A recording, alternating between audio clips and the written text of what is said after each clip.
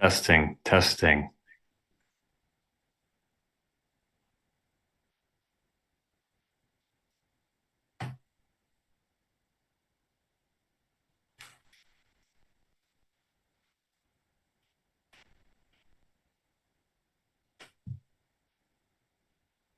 That great old saying that whoa, whoa, that was loud.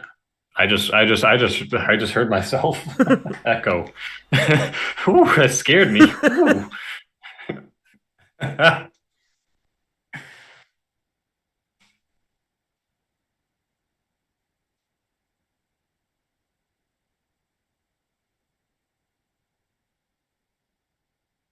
I can hear myself right there. Yeah. This is like a weird kind of time loop happening.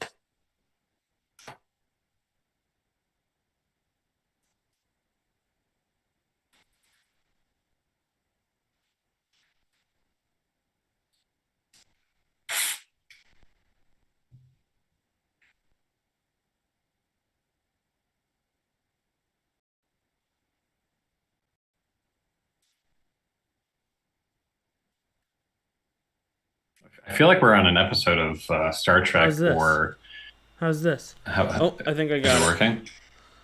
Did we I got think it? I got it. Hold on one second. Just waiting for the stream to catch up. I feel like we're on an episode of Star Trek How's this? or How's this? oh, I think I got it. I did it. Fuck yeah. did we got I it? think I got it. I fucking did it. Fuck yeah. All right. Fuck yeah. Hold on one second. Everybody, it's your boy, Nick Sands, and today I am here with the dashing doodler, Gregory Paul's art. Gregory, how are you doing today?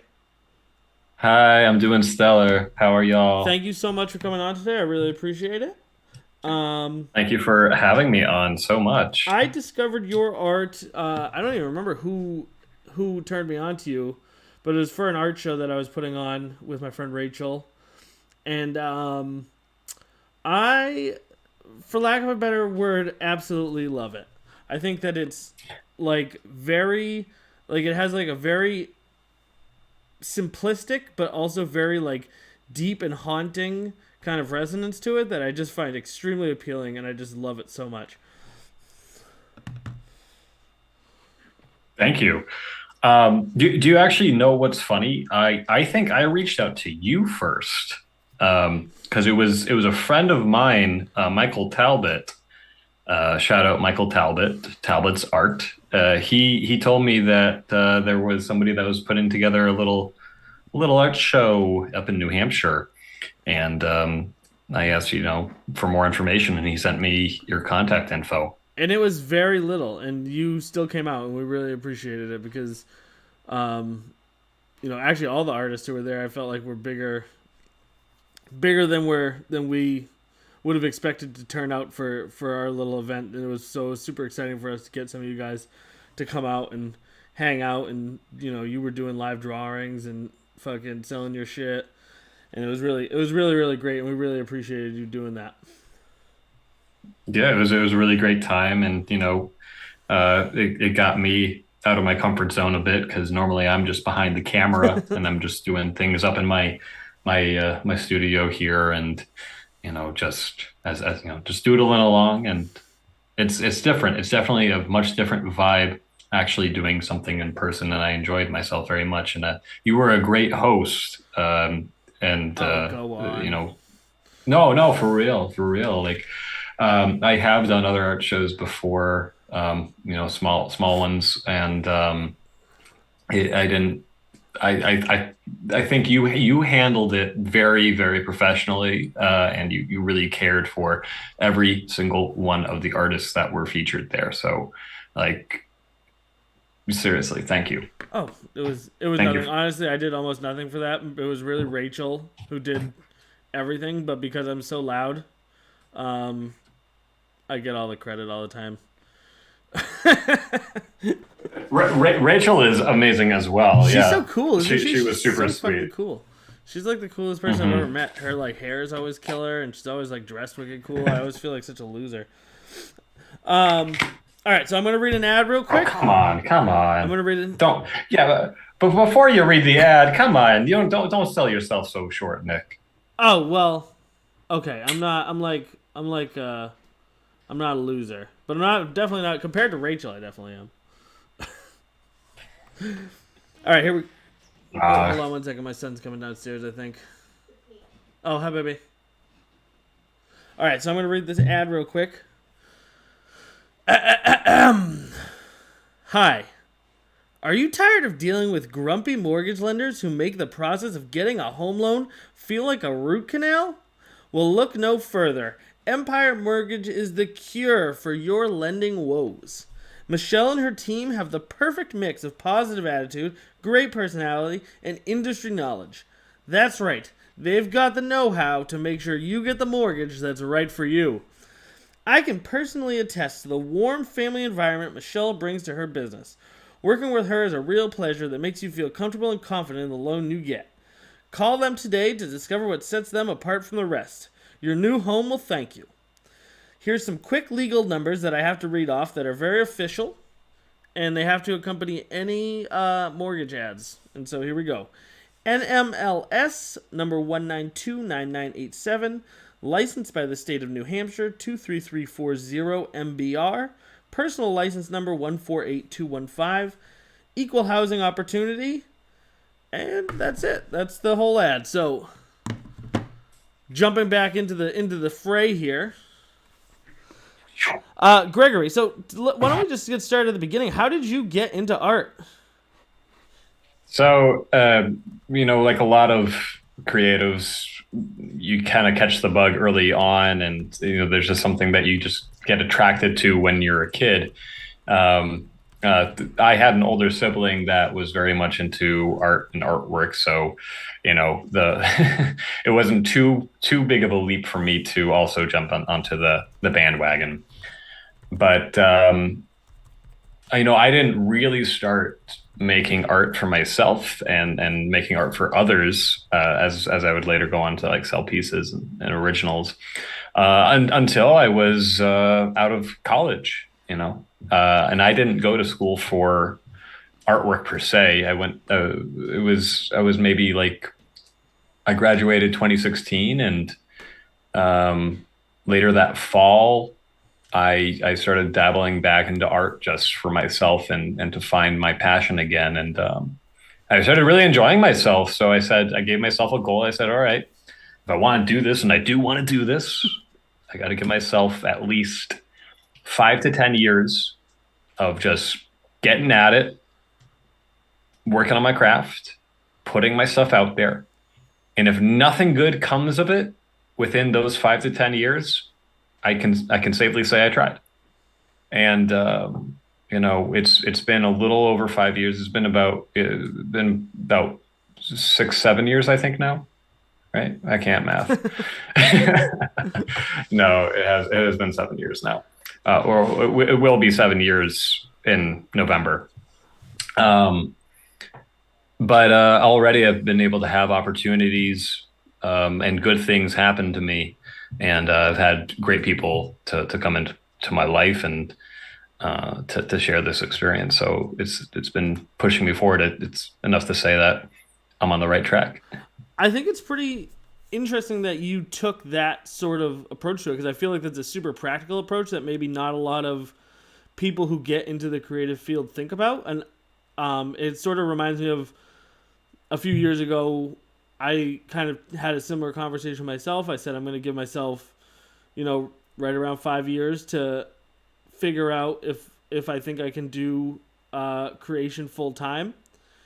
And you know, at least like you said, at least I gave it a shot. I can always go back to working in a shop. I can always get a desk job. But if I want to do this, let me give it the opportunity to really invest in myself, um, and then see where it takes me. And it sounds like for you, it's done really well. It's been doing great for me. Um, do you think that that's a good approach that more people should take? Because I feel like not a lot of people take that when they're coming into the arts. Yeah, I do. I really do. And especially for like the younger generations, and like this is gonna sound like the old curmudgeon or whatever saying this, like, but no, it's true. Like, like I spend a lot of my time and I put a lot of my outreach onto social media, onto primarily Instagram and TikTok. And it can be really easy to get wrapped up into the apps, and you see people reach these crazy successes seemingly overnight, and sometimes it really is, TikTok's algorithm is crazy. It's the wild wild west. Nobody understands it at all. But you gotta be patient with it. You gotta take that time. And I'll put it into perspective like this. One of my very favorite artists, like I look up to him very much, and I love his personal story. It's one of a lot of struggle, trauma, and then now peace, is a guy by the name of David Cho. And I remember when he first came onto TikTok, he was just doing little things here and there, and I was loving it because I knew who David Cho was. But there was a period of time in the app's history I had more followers than David motherfucking Cho. And now it's completely flipped on his head. But I think it's that reason. It is that because he has so much, it's like so many years, so many decades behind him of just doing the work. And now he can convert any of his stuff, any of his recordings or shows that he's ever done, and he can just put that onto the app really quickly. And or he has a team that will do it for him. He can hire somebody else to do it for him. So seemingly it takes no effort, but really that is decades of work and recorded and documented work. So it can sound really daunting to hear that, but it's kind of also at the same time calming, because it's like, all right, cool. I don't have to worry. I don't have to rush. I can take my time and just do the craft. I just have to document what I do. And yeah. Well, I think a lot of people get caught up in the content trap too, where it's just like they feel like they have to put out content just like at such an astronomical like pace that's it almost. Although I will say, forcing yourself to build content at the speed at which you really should be building it certainly helps you perfect whatever it is you're trying to do, because it takes that roadblock out of the way of do I want this? Because if you want it, you're gonna get on there, you're gonna do it, right? And even if you don't feel like it, Yeah. it makes it a job. And at the end of the day, you may love art. I love making videos. I love taking photos. But if I want to do it as a job, there's going to be days where I don't feel like doing it, and I'm going to have to force myself to do it anyways. And so, the algorithm, as much of a bitch as she is, it does force you to sort of treat it like a job if you really want to be a part of it. Yeah, it's I've compared it to, like, I'm sure you can relate to this, in that, the more videos that you've ever produced, you like, even if it's a small thing here or there, you might learn a technique that might make things more streamlined or easier to accomplish what the vision is, right? Absolutely. Yeah, no, I mean, even So it's So I like so It's a similar thing with drawing. You just like put in the reps, and it's like we're going to the gym. You just like you're working I out. carry this camera on me all the time. It's just like it's. Mm. I think it came out in 2005. It's just a little Panasonic. I don't even remember what it's called. Uh, ZS70. I got it for $100 at Hunt's Video, used, and I just carry it around and take little photos and videos with it throughout the day.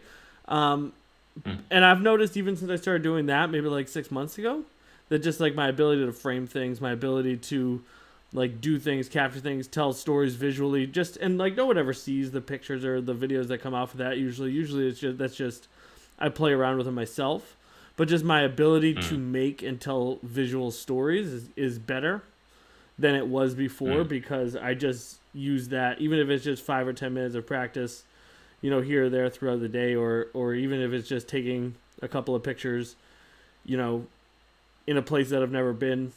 Like it just helps to go through those repetitions, even if you don't end up using it, even if you end up just throwing it in the garbage. Um, Mm-hmm. like the more you do, the better you get, and the more your style develops too. And finding your style Yes. it can be a hard thing to do, right? Because like you have a very unique style. Did we lose you? I just noticed that your hands are frozen. I think we lost him. He'll be back. He'll be back. So you could absolutely make money off of stuff other than chasing an algorithm, Chris. I know you could.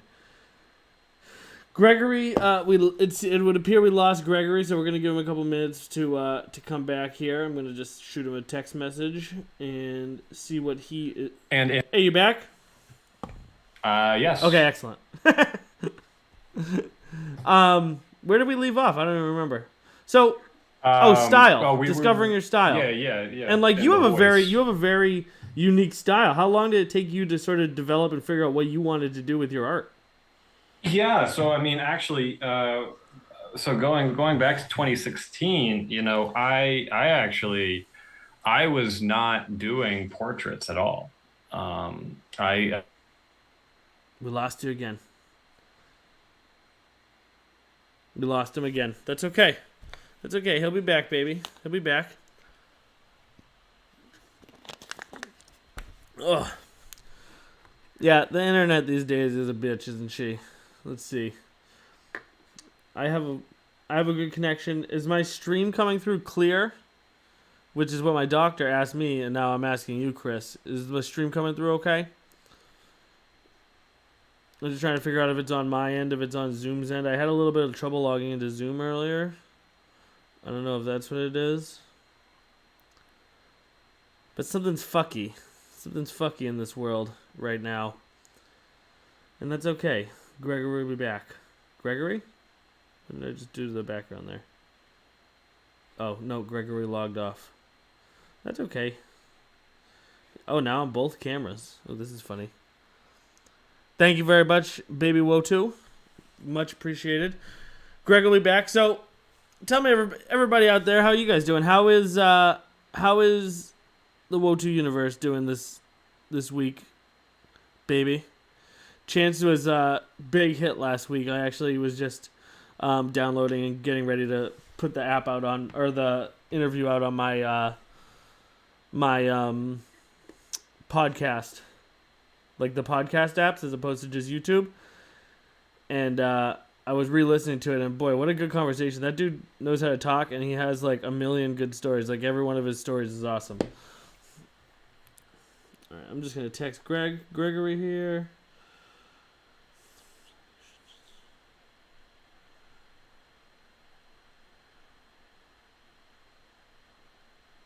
Sorry for the delay, guys. Gregory is back with us now. Oh, okay, we're back. I apologize. I don't know what's happening. That's okay. My Wi-Fi says that it's perfect. Yeah, I don't know. maybe it just took resetting. So hopefully it works now. Okay, but we were talking about styling, Yeah, yes, so and so your style. So how long did it take you to develop your style? You weren't doing portraits. Were you always doing like the line work though? so I was always doing some kind of pen and ink of some type. I initially started out just using felt tip pens. It was like a Faber-Castell marker pens, and I was doing a lot of abstract figures, like very amorphous looking things, a lot of stippling, a lot of line work. Yeah, yeah.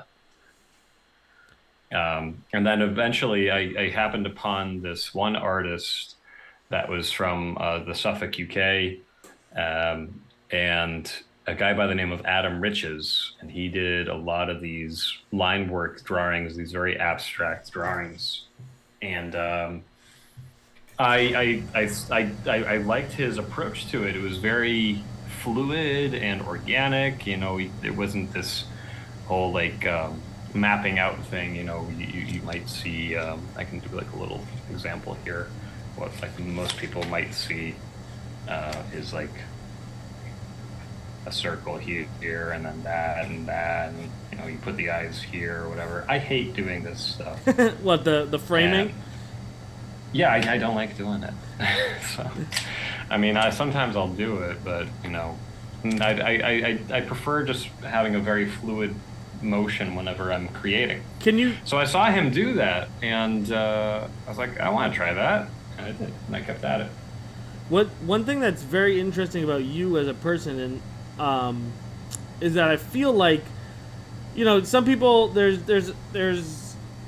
artists out there and you meet them and you're like you would never know they're an artist, right? It's like I always think about this guy in the mall, in like our local mall who paints these like um he like paints portraits on like stone slabs basically, and he's been doing this for Mhm. like ever. But he looks like a normal guy. He just wears like like flannel shirts and jeans, and he just looks like a normal guy. Whereas you like are the you're like the artist out of like you're like it wouldn't be unusual to see you hanging out with Andy Warhol or fucking Salvador Dali. You know what I mean? Like you're like the artist through and through. I'm curious if that's just how it's always been. Do you do that? Is that like a thing you're? I don't think you do it on purpose, but is it like a thing that you're conscious of, or is it just how you've always been? Do you take? It seems as though you take everything you do in a very artistic way. Is that the case? Nick, Nick, are you saying I look funny? No, not at all. I think you look cool. I think you look cool as shit, dude. You fucking showed up in that. You showed up in like that, like wicked cool jacket. You're always wearing cool shoes and cool pants. Your hair always looks awesome, dude. You're always fucking on point. I'm saying that you look fucking awesome, and I'm curious. I'm Is just that razzing like you. I'm just razzing. is style and fashion? Is that like something that you're consciously aware of, or do you just naturally Yeah. fucking look cool? No, oh God, no, no. Yes, I look like a dork. Let me tell you. No, it is a lot of intention. Not a lot. I don't want to say a lot. Like I don't obsess over it, but I do appreciate fashion. I do follow, a couple of different designers, and like that jacket that you were mentioning was a gift from a friend of mine that is a fashion designer, and we've also worked together on a few projects. So yeah, it is something I'm conscious of, and I enjoy it. Isn't it cool being? It's like one of the cool things about being an artist and having like artist friends is you always get cool art. Like people are always giving you cool shit. Like it's like you don't have a lot of money, but you get fucking. I got like, hold on, let's see. I got like all kinds of prints. Hold on, one sec. Yeah.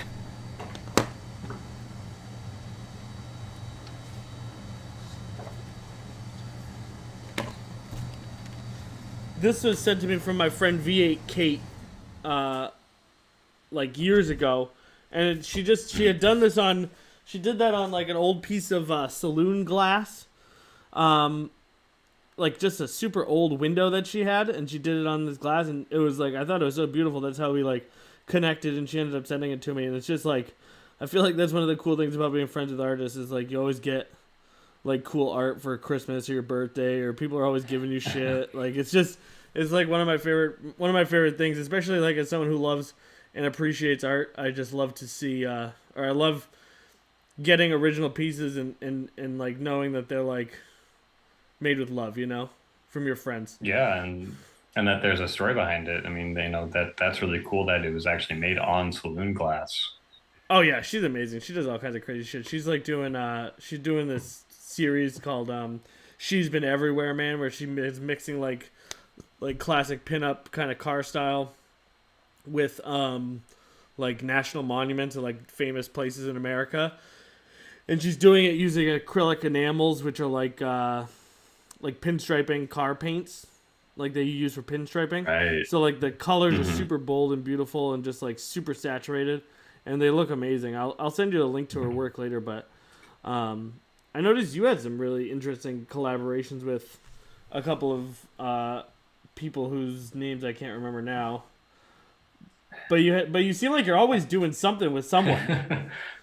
You see, Yeah, I mean, I enjoy it. I think it's really fun. It's like another way of interacting with other artists, and you know, I think it's something that just is starting to become. I don't know if it's historic. Like I can't really recall many movements. And it might just be because I'm not well read in art movements. But I know at least in the music industry, I feel like we're seeing a lot more collaborations within the music scene. Like that's just something that's very common. I feel like it's something we might be seeing more and more within the visual art realm as well. We certainly are seeing it come through in the fashion world as, you see Nike collabing with everybody, Adidas collabing with everybody. Um, you know, like Cause and North Face. That was a collab that has happened and continues to happen. it's it has never. Well, I think like you were saying, historic. I think historically speaking, it's never been more feasible to be an artist than it is today. Like monetarily, it's never Hmm. been like as many people have not had the opportunity to be artists as they do today. Like, I mean, even 30 years ago, it was really the social Hmm. media and the internet that's given people the opportunity to do this. Um, and so, even though, yeah, you hear a lot of complaints about the internet, you hear a lot of shitting on social media. But if it wasn't for social media, you and I never would have met. I mean, I think about It's this true. a lot because I spend a lot of time online. I spend a lot of time talking to people online. It's a major part of my business is creating content for other businesses and stuff online. So I think a lot about social media and how it's affected us. And I really think that there's more good than bad. 50 years ago, you graduated from high school and then you never talked to anyone again. You had like two friends for the rest of your life, and they lived next to you, and then you died. And now today, I talk with people that I never would have had the opportunity to talk with, um, even 10, 15 years ago. That. Which, by the way, that previous example that you gave, perfectly great way to live. Oh yeah, It's absolutely. just it's very different. It's just the floodgates now for human connection and interaction have opened. Like it has really, really opened. It has flourished. Um, and I'm so happy to hear you say that there's a lot more good than there is bad, because everybody likes to focus on the bad, but it's it's how it's all in how you utilize the app. Absolutely. Whatever the app might be. Absolutely. I mean, I know, a lot of people, they talk about, you see people, you go out and your friends, or you see people having dinner together and their heads are buried in their phone. But it's like, Yeah. 20 years ago, they still wouldn't have been talking. They would have just, fucking, they would have been more bored. I think it's great that they have their phone to look at now. It's great that they can read a book or, I or watch YouTube instead of sitting there quietly, with someone who maybe they don't want to talk to, or maybe they just, are just enjoying being in their presence without feeling the need to talk. I think it's awesome that instead you can go sort of you can have this thing that keeps you stimulated, keeps your mind going, and you don't have to yeah. be forced into um, into silence or boredom instead. And I think that historical context is like it's so important, right? Because like we're not too far off in age, I don't think. But I I'm you hear 35. maybe you're How old are you? yeah, okay. I'm Yeah, 29, so you're so young. not that You're just far. a child. Dude, I can tell you Oh, the I'm place. a child. I can tell you the place I was when I was 29 versus now is much different. I'm much more tired, and I used to roll my eyes at people who said that. But fucking, let me tell you, dude, it's coming. Oh Like yeah, man. 31, dude, literally felt like I woke up. I swear to God, I woke up my 31st birthday, and it felt like someone had just taken a bat and just beat the shit out of me. Like my whole body was sore and tired. I had fucking no idea, and I never recovered. And now every day I just wake up and I'm just like, what the fuck? Yeah. Yeah, I mean, but I don't know that because I'm not yet Just 31, enjoy it, baby. or Just 35. enjoy it. Enjoy it while you have it. Yeah. But no, more to the point. So we're not really that far off in age. You're still young too, okay? Um, but there's always somebody that's going to be older than you. There's always going to be somebody that's going to say that, oh, you're just a baby, you're just a baby. Um, but I remember seeing, some kind of pictures of like, their older generations looking down on the younger generations because yeah, their heads are always buried in their cell phones and like on the bus and the trains.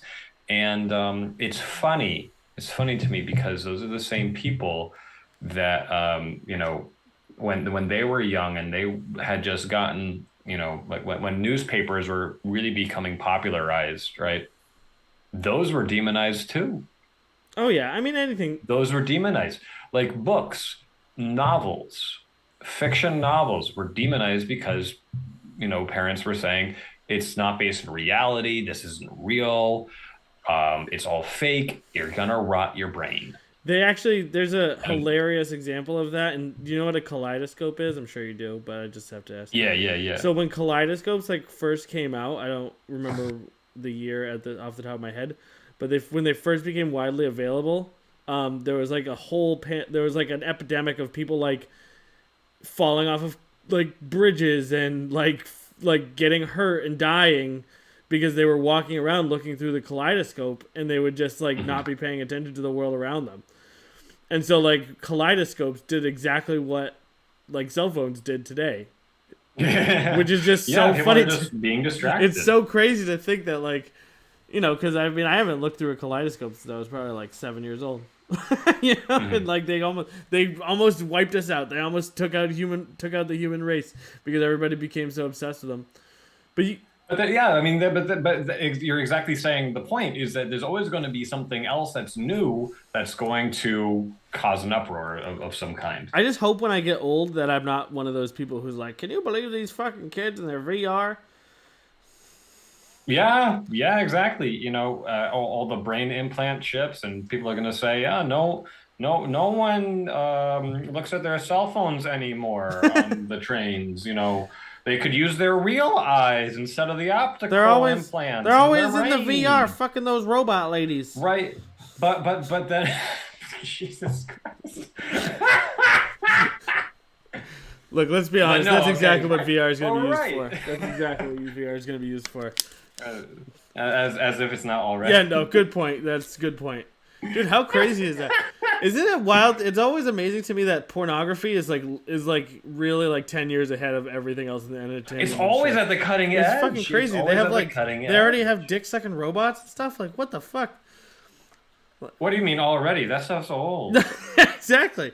But like, I mean, That stuff has been around for at least 10, 15 years. it's crazy. And they're always on the cutting edge. Like they're always the first to adopt technology and fucking like good for them for being willing to risk it, Rule number 34. If like it exists, there's porn about it. So do you name your little characters or do you name your little people that you make? And also one thing I wanted to ask you is do you have like recurring characters? Like this ugly bastard here. Is he like a recurring person? Ugly bastard. Wow, man. Did you read his story? No, I didn't.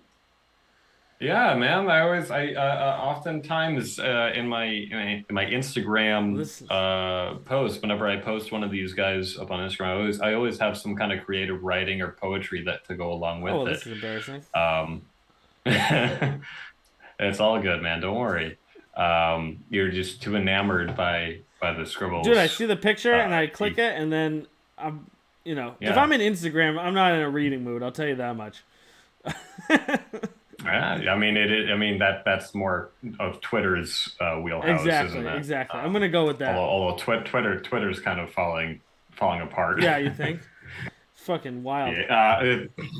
Yep. So do you I know? mean, So this guy here. So what's his story? right. So let me pull up. Um, I'm gonna pull up on my computer. But see, this goes Um, into exactly what I was saying before, where you're like a full artist. You're not just like a fucking. You're not just someone who has like a one.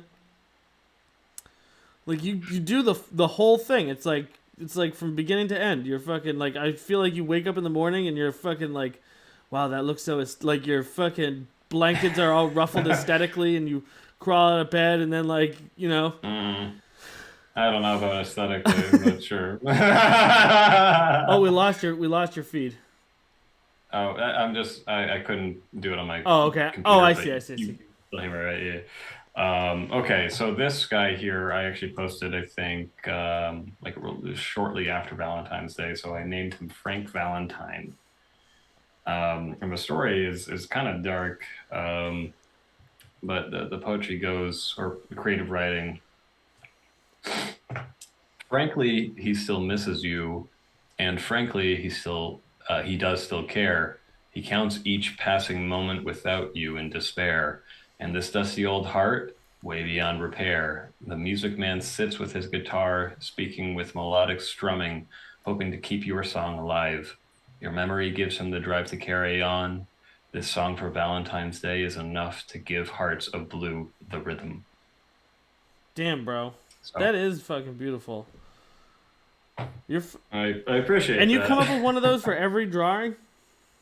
Yeah, everyone that I post, yeah, So that.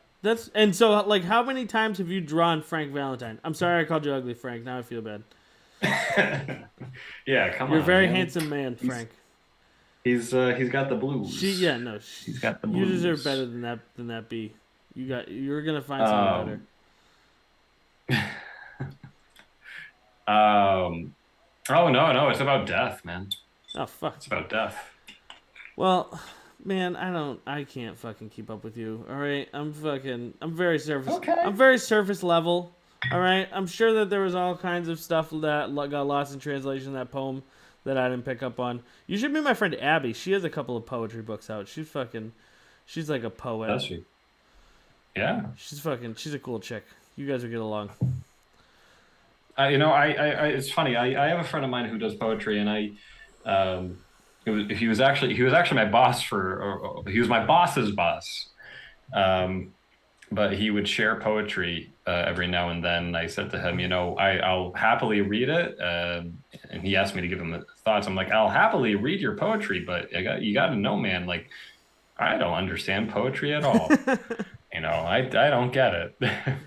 I don't know what's good and what isn't good. He's like, you know what? If you read it and you feel something, then I'm like, okay, That's all probably a good right. point. But that's probably the same way with any art. Like any music, if you listen to music, you feel something. Like I feel like Oh yeah. if you do, but it doesn't. It's not necessarily. It's like sometimes it can be good, sometimes it can be bad. I feel like a lot of times, like artists work from a place of sadness, and so like a lot of their work is sad, and so that's almost like a stereotype, But I feel like art can be happy, but art can make you It can be, art yeah. can do all kinds of stuff. It can make you feel bored, and even that's like if it can elicit any kind of emotion out of you, in my opinion, it counts. Bingo. So like even boredom or like a longing for it to be over, that's fucking counts. Have you ever heard of It you ever heard of counts. Meat Canyon? He's No, I've not heard of Meat he's one of my Canyon. What is favorite Meat he's one Canyon? of my favorite artists. He's an animator and an artist, and he just does these really fucked up cartoons all the time. Wait, do I? Oh, I think I do. Has he done one on Nikocado Avocado? Yes. Yeah, I exactly. The know exactly who mukbang Meat king. Canyon is. Dude, so I love Hmm. Dude, I fucking love Nikocado Avocado. I honestly have so much fucking respect for him for like the way that he's committed to like the character that he's built. He worries me. He is on a very thin tightrope. I don't know if he is. I That's think that's what that's I the thing. feel. I feel like he's either on a very thin tightrope or he's just fucking way smarter than all of us. Like I feel like he's tricking us. Like I don't think he's really like that. I think that he No, it's definitely a character. It definitely is, but part of the character is he's really that's his real weight, you yeah, know? I don't know. He's just such an interesting person. Like someone I feel like he's like I don't know. He's gonna be a case study at some point of like YouTube and like fame, you know, Yeah, yeah, yeah. and just like how it can affect you and how, I mean, but like you want to talk about like again eliciting emotion as like an artist, like Mm, fucking there's nobody who is on the fence like who like just doesn't have a thought about fucking Nikocado Avocado. Like you either fucking you're love right. him, you hate him, you fucking he runs the gamut. You feel bad for him. You hate him and you're happy that he's like I feel like he really it sounds so silly because like I realize how fucking crazy it sounds, but I feel like he really like he causes people to feel like a whole slew of emotions that in a way that I don't think most artists will ever get to. It could be argued, and it could be argued that he is a very committed performance artist. That's how I look at him. That's what I think of him. You know, But yeah, that's Meat yeah, Canyon. Meat Canyon, he's a fucking great artist. I really enjoy his artistic style and um how he yeah. does things. And it's I know. Now I know who you're talking about. Yes, yeah, he is. He definitely has a very distinct style. There's no mistaking that person's work for any others. so who are your like favorite artists? Who like I feel like you're as especially again in today I feel like I keep gassing you up here, but like I feel like today the there's a lot of artists, but there's not a lot of fine artists, and I feel like you fall still into that fine artist category where like Oh, thank your you. artwork is like I do think that it'll be like in museums, and I do think it will be um I think eventually your artwork is going to sell for a lot of money basically. I think that you're going to end up being a very extremely successful artist. um and I'm curious, do you um like how do you see yourself? Do you see yourself as a fine artist? Do you see yourself as a good artist? Do you see yourself as a shitty artist? Like how do you view yourself in the artistic spectrum? Um, yeah, I It's a mean tough that one. that that's putting It's a the tough question. well, I mean, I think one of the things that a lot of artists have, chip on their shoulders, like how do you market yourself? How do you sell yourself? And um, you know, you can have this grandiosity in saying that you're the best, you're the best, you're the best, you're the best.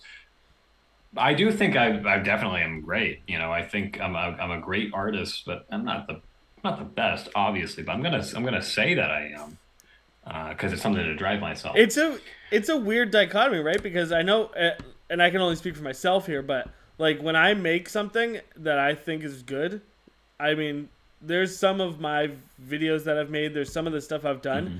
and like I could watch it. Like I think it's the funniest shit of all Right? time. I think Yeah. it's the best. But then at the same time, whenever I watch it, like not I love it, but I also hate it. Right? Because you know where the messes are, or where you feel like you could do better, or you wanted to have gone a different direction or something, right? You know that, but the audience doesn't. Um, and kind of akin to that, we were talking on DMs, and you gave me a very big compliment of saying that you've been seeing my work and already thinking that it's been improving in the short time that we've known each Oh, other, it and that definitely was has. that really made me feel good, and that I really appreciated that you were looking at the work that closely. Um, and it's kind of like a phase thing. There are definitely phases of time where I feel like I get very complacent, and um, the work doesn't, it kind of plateaus, doesn't really get better. Sometimes it actually gets worse. And then sometimes it gets so good. Like there are some pieces that are just phenomenal. I have a piece of mine that I sold, like I want to say it was January 2021. It was like right on New Year's. And I still attest that it might have been like one of my best pieces. And it wasn't a super complex piece, but it's definitely one of the better ones. Um, and I now that's 2 years ago. I made that piece 2 years ago, and I look at the all the other pieces around that same time period, and it's like nothing else really stood up to that same standard. So, um, but that's all subjective, it really is a subjective thing to say like that. But Well, I think I feel like I'm one other thing going on tangents I here. think is Sorry. really cool. Oh no, you're doing fucking awesome, dude. One of the things I think is really cool about what you do is like your style since I've known you and from what I can see on your Instagram, is Mhm. it's always been the ink and line and like the very kind of Mhm. minimalistic artistic style. Um, but it's you've done so many different things with it. So like I'm looking through your pieces now, and like you went through phases. You went through phases here where you were doing like more similar to Valentine here. You are here, like some more scratching, but then you have somewhere that you're like a lot of pieces where you're blocking out black shapes and then adding Oh scribble in yes. different areas. You're doing stuff that's Mhm. more like line work, and then I like akin to this. Yeah. smears. Like this piece here, which is really Hmm. cool, Dusty Moon, that I like a lot. And so you're so like what? How do you balance off like? Because as a working artist too, right? Every line you make kind of has a price to it, has a cost to it, right? So like, how do you balance doing the stuff that you know has worked in the past or you know does work versus like trying new things? And how do you like? I don't know. I feel like to people who are listening, they may think that like taking 20 minutes for you to try something new may not be that big of a deal, but really, if you only have 40 minutes of creative time that day, or like the ability to create for 40 minutes in a day, and you spend half of it making something that you don't even know if it's going to be to work, is a risk. You never know. That's the thing. You can never know until you try. The only way you're going to know whether or not something's going to work is if you do it. So you know what? You asked me if I would come out with my sketchbook and have a piece of paper here. So like I'm flipping through the book. You can see like a whole bunch of new pieces I haven't posted. Let's just try something. Like while we're here, Okay. I have my book. I have my pens. Do you Um, use a specific type let's of play. book and paper? I do. Yeah, yeah, yeah, yeah. I just, and it's for no real other reason other than it was one of the first ones I sort of saw in the craft store, and I keep on using it. It's acid free. Apparently, that's good for archival reasons. I learned that later. I, I didn't know that right up I front. always think that's I just thought it would I always be. think it's funny when you have, because like I like that seems almost like the fact like using purposefully using acid free like archival appropriate paper um almost seems more hubristic than saying you love your own work, right? Because it's like this artwork is so good that it should last for a millennia. It should be here. You It know, should be here oh, I hundreds of love. years. Yo, this is actually a topic I love to talk about. Is I get asked the question like on my TikTok a whole bunch, like if I'm ever doing a live stream, people are like, "How do you know when a piece is done?" And I'm like, when it feels right. And they're like, well, when does it feel right? It's like, you'll know.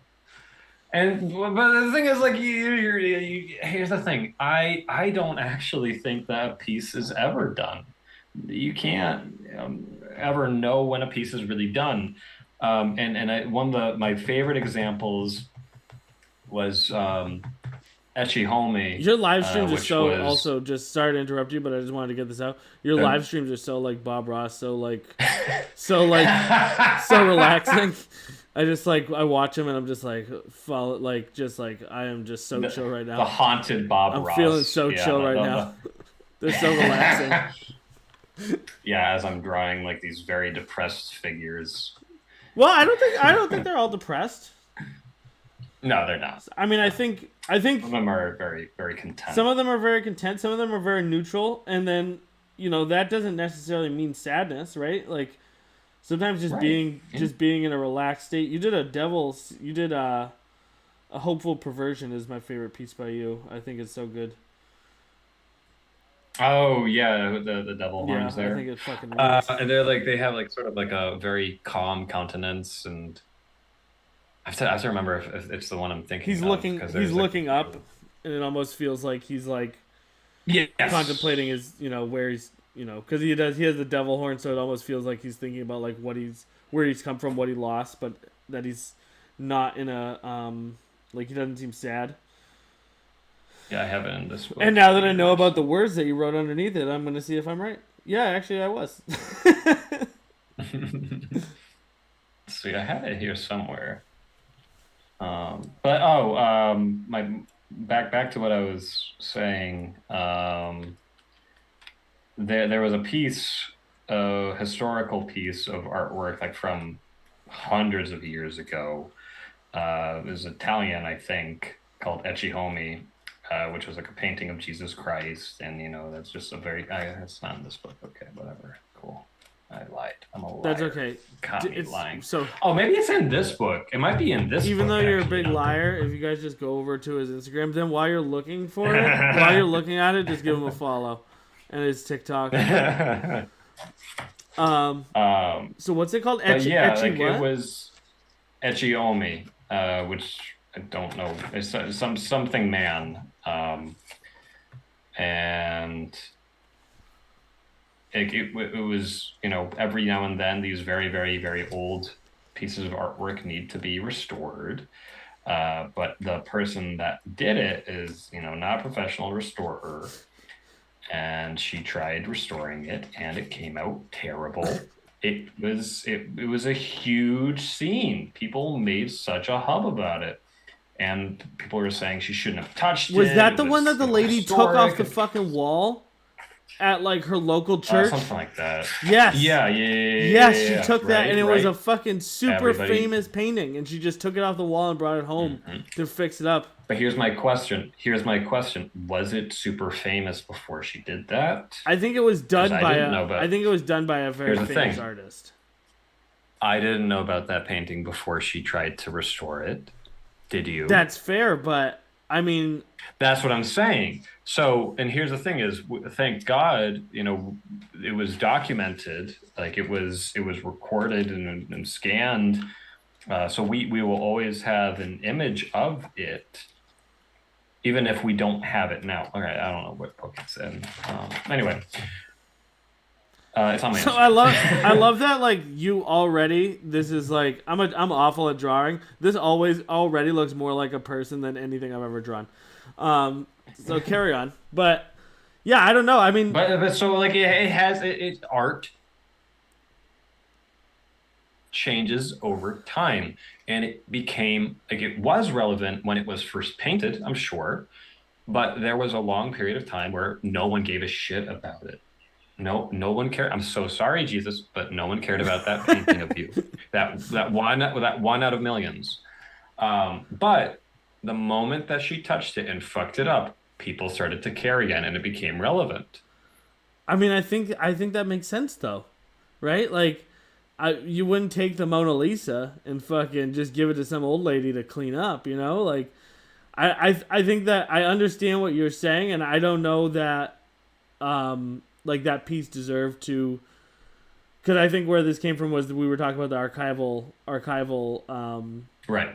And I mean, at the end of the day, like, as much as art is important and art, is a thing throughout history that we have been able to kind of follow, and it has given humanity purpose. In my opinion, it's like art is, the most important. Not just the visual arts, but all art in general. The ability to artistically and make decisions based on aesthetic or like purpose. Purpose is the most important thing that humans can do, and it's the really the reason that we are alive. Because if not for that, then what's the point? If we can't create beautiful things that show we were here, then what's the point of our existence, really? Right. What is the point? Yeah, that's a big question. Because I mean, we can eat and eat shit, fuck, run away from other animals. We can eat shit and fuck. Yeah, but like, is that but like the thing that separates us and creates like, look at that mouth. How the fuck did you do that? I hate watching this. It's because it's a loose end. Dude, you ever seen? This is how I feel every time I watch fucking charcoal. Like, I can already see exactly what you're gonna do. Mm-hmm. Every time I watch charcoal fucking drawings, it's always like this shit where they like they just they're throwing a bunch of charcoal on the fucking thing, and you're like, I have no idea, and then all of a sudden they're like, all right, now we're gonna smudge it, and then they fucking smudge it for like 17 seconds, and it's like the fucking Madonna holding the baby Jesus up to like a fucking golden calf or whatever, and you're like, where the fuck did that just come from? By the way, shout out Matt Charcoal. How you doing? Matt Charcoal? Mad Charcoal. Yeah, he's an amazing artist. He's so talented. Is he? Mm-hmm. Never met him. Is he watching right now? I don't know if he is. But he recently followed me on TikTok. Charcoal is like. I was really excited. Charcoal is fucking crazy. I can't even wrap my head around. Like, I have a hard enough wrapping my head around like what you're doing here and how you fucking did this. But like, I have a fucking. Charcoal always blows my mind. Like, yeah, I feel like it's a magic trick. Crazy. I feel like it's like a joke that is being played on me. I mean, art is magic. Yeah, no. Okay. Art is magic. All right, that's fair. But I don't know about, as far as like, sorry to bring it all the way back. Like, okay. I do think that art, like, it shouldn't be forever, right? Because like times do change, things change, people change. Like, relevance changes, right? Like, like songs today that speak to us will not speak to in the same way to people in 100 years, and if they do, then that's probably why they're still like great. Like, that's maybe what separates like great art from mediocre art. But then also, like, the human condition is not so different than it always has been, right? Like, we still can still read Shakespeare and appreciate that, and like, two teens killing themselves over love. Like, we were fucking definitely all there at one point, Mm-hmm. We were all, and here's the thing, even back then, we were eating, shitting, and fucking. Yep, those are the things you can't escape. You gotta eat, shit, fuck. Gotta eat, shit, fuck. G.G. Allen's, what is it? Fight, fuck, drink. Oh, I'm so embarrassed that all my friends are gonna be fucking humiliated. Is it drink, fuck? Drink, fuck, marry, kill. Fight, G.G. Allen. Are we gonna play? Are we gonna play fuck, marry, kill? I mean, we can if you want. It's drink, fight. It's drink, fight, fuck by G.G. Allen. Do you know who G.G. Allen is? Oh, word. I'm familiar with the name. Yeah, like super punk. Yeah, he all-star. He used to like shit all over himself on stage and stuff. Yeah. Fucking the man. He was like a very extreme version of like Iggy Pop, kind of. But anyway, drink, fuck, fight. That was the name of his song. Anyways, like, those are the things we can't escape, right? And then everything else we do, would it be remembered or for like to create a legacy? Like, I don't know. Was that lady right? I mean, I guess it doesn't really matter. Do I really care about a picture? Doesn't matter. Do I really care about a picture of Jesus? No, in the grand scheme of things. Like, if one thing could be saved from humanity when the fucking bombs drop, I hope it's that. No, probably not. But I would be pissed if I made something and then some fucking lady took it and destroyed it. I think that's where I get annoyed. I would be annoyed with that more so.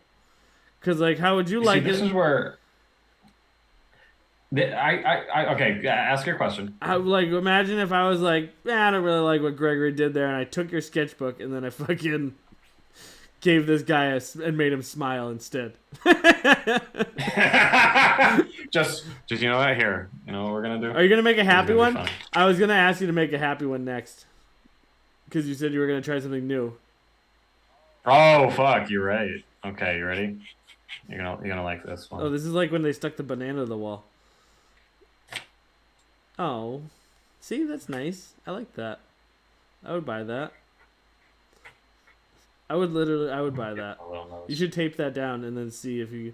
That's the other funny thing about art is That looks so like silly. you could definitely sell that to somebody. Like finish out the shoulder and Yeah. stuff. You could definitely sell it to somebody. Yeah, see, dude, you could definitely. But that's the funny. That's the other funny thing about art is it's like so. It's so subjective. Looks silly, doesn't it? That does. Looks so I love funny. it. But see, look at how happy I am. Look at how happy this made me. We have this thing called. We have this thing called. Uh, like the best in New Hampshire. It's like this, and I'm trying to win the podcast. The podcast category, but for fine dining, I voted for Olive Garden just because I can't think of anything funnier than Olive Garden winning the fine dining award for fucking best in New Hampshire. I would. Oh my god, I hope it wins. I'm trying. That's what I really want more so than me winning. If everybody could go vote for Olive Garden to win fine dining and best in New Hampshire right now, I would really appreciate it. And so like when you're looking at this, how do you? So you put down those. You put down the eyes and the like nose, I think. Mhm. And then how do you go from there? What's the next step? Like, do you just see it? Do you just start and then see where it takes you? Is it improv? Is there some kind of plan? A little bit of column A, a little bit of column B.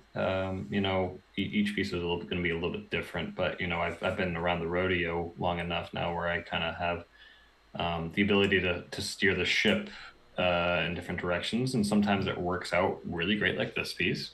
And sometimes it's poo poo, it's caca. It doesn't look great, and that's okay, And that's the thing.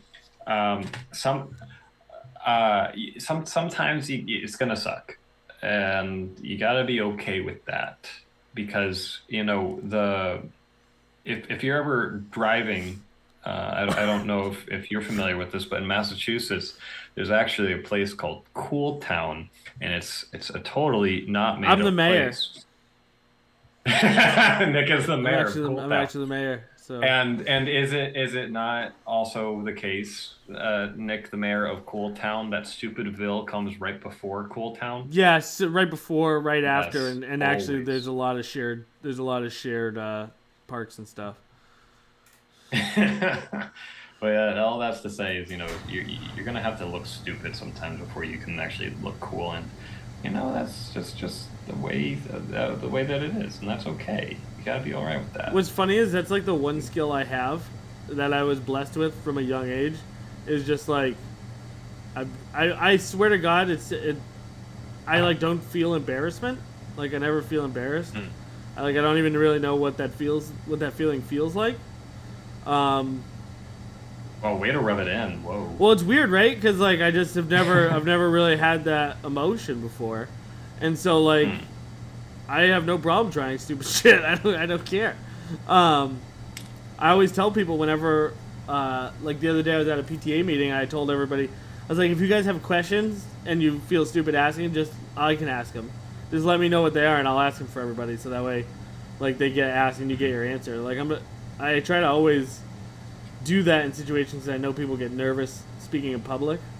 But yeah, like I don't ever really feel embarrassment about anything. I don't know why. It's a superpower that you It's have. like that and I never shut the fuck up. Those are like my two superpowers. And then everything else just works out. So where did you learn this little technique where you're putting ink on your finger? Oh yeah, I think so. So what I use, I'll talk about the tool first that I use, and I use a fountain pen with loose ink, like seriously, it's just ink in a bottle that you fill up this little reservoir over here, right? Mm-hmm. You can see all the ink that's just in there, and being that it's loose ink, it's just a liquid, and the fountain pen just has these these two tines that come together to feed the ink through onto the page, and when it gets onto the page and the ink is flowing very well, it kind of sits there. It doesn't always sink into the paper. So while it's still wet, you can manipulate it and move it around, so I can go here and I can um, do a little nose here, and then I can just pull it down with my finger, and you can kind of see it drag. And I noticed that, and I said, "Huh, I wonder what happens if I just start finger painting with the ink right there." And so I can just like make a lot of shading very quickly and easily, and um, it's It's a great. It yeah, really does a good job of like doing an even shade too, and then also, I feel like it must make it really easy to sort of artificially, like create like shadow because you can. It must be easy to make yeah, all the shadows go in the exact same direction because you just yeah, swipe it. exactly, yeah. I do like that. I very much like the effect that it gives. It kind of has, yeah, that kind of spooky feeling. I'm sure that you hate this, It's but I'm gonna say it because I'm sure everybody else is thinking. But it reminds me of the scary stories you tell in the scary dark. stories you fucking tell in the dark. I know. I'm sorry. Sorry, I had to blow up your spot there. That's okay. I had to blow up the spot If there. you only knew how often like we people there used to be fist fights over that book when I was in elementary school, getting that book at the library. Really? Um, Oh, it's such a good book. it really was. But is did you is there any part of that like you consciously like were affected by, or is it just a happy circumstance, or is it just not even really? Because like when you look at it, it's not even really the same. But it does have like a similar feel to it. Is it just like a happenstance? Is it something that you were like you just like? Is it something um like did it have any effect on you at all? Uh, so to the artwork itself, I mean, it wasn't necessarily a conscious decision, but I think that, just by the things in the media that you grow up with, you absorb it, and it kind of comes You're probably out. so pissed. I had talked about this. You probably hear this shit all the time. You're like, I fucking hate that book. No, Fuck that no, book. no, no, no, no, Nick, not pissed at all, not pissed at Fuck all. that book. No, no, no. Actually, I remember like the more and more people say it, the more and more like I can kind of like I'll think about it again, and I actually do have a memory of me trying to replicate one of the illustrations that was in the book when I was like in like middle school or high school or something, and I failed miserably at it. It was the illustration of the woman zombie where her skin was just sort of melting Yep, off. You know what I'm talking I do. about? I failed miserably at recreating that illustration, but I love that. That's one of my favorite illustrations in the book. They were there. I mean, the illustrations were great. They were. Yeah. Yeah, no, I feel like that had some kind of effect on all of us at some point. Yeah. Why? I noticed that a lot of your work, like you even mentioned it earlier, like your work is kind of sad or more somber. Um, is there a reason for that, or is that, or like a conscious reason for that, or is that just something that happens because it just is what it is, or do you think it is it maybe even just like the instrument and the style that you're doing that sort of lends itself to that sort of vibe? Yeah, absolutely. I can talk about that. So um it's kind of a story, kind of long story. We're here for the next three So hours. Oh, we were. Wait, yeah. How long have we been recording for already? My An hour gosh. and 10 minutes. Um, oh wow, has it really already been over an hour? Fucking, Jesus. I know. Well, 45 minutes of that was technical difficulty. Hmm, very fair. But no, I mean you can't control that at all. Um, but yeah, about the sad, melancholic, depressive looking peeps here. A lot of that I like to think, and you can ask any artist, every artist is going to give a different answer, but I believe that whoever is making art, they're always in some capacity making art of themselves. Um, and it's almost impossible to completely remove the artist from their work. So in a sense, every piece that I do is in part me. It's a very kind of like out there sense, but uh, sorry, I'm just fixing my headphones here. Okay, so why are they all sad and shit? It's mostly because I started to use art as a coping mechanism, and I've been through my bouts of depression. I've had moments where I was like basically on the verge of catatonia, and like I just couldn't utter any words. I couldn't reach out to my friends. Like my body just like I couldn't uh, find the strength to do it until I would maybe do some artwork. And it could be like literally anything just to like get a body in motion and just to do something. And then I could say, hey, I'm sorry I left, this party early. I was really depressed and I couldn't even say it. Um, um, so growing up, it was kind of a tough time for me emotionally, like around like 11, 12. There were some things that happened in the family that affected other members of the family, and yeah, I unfortunately was subject to some some emotional abuse and manipulation and things that I really didn't understand. And I still don't understand all of it. I'm trying to work through it. I'm 29 now, and that shit happened to me over a decade ago. And it's tough to go through. It's tough to revisit those memories, and sometimes those memories really just hit you in the most random times.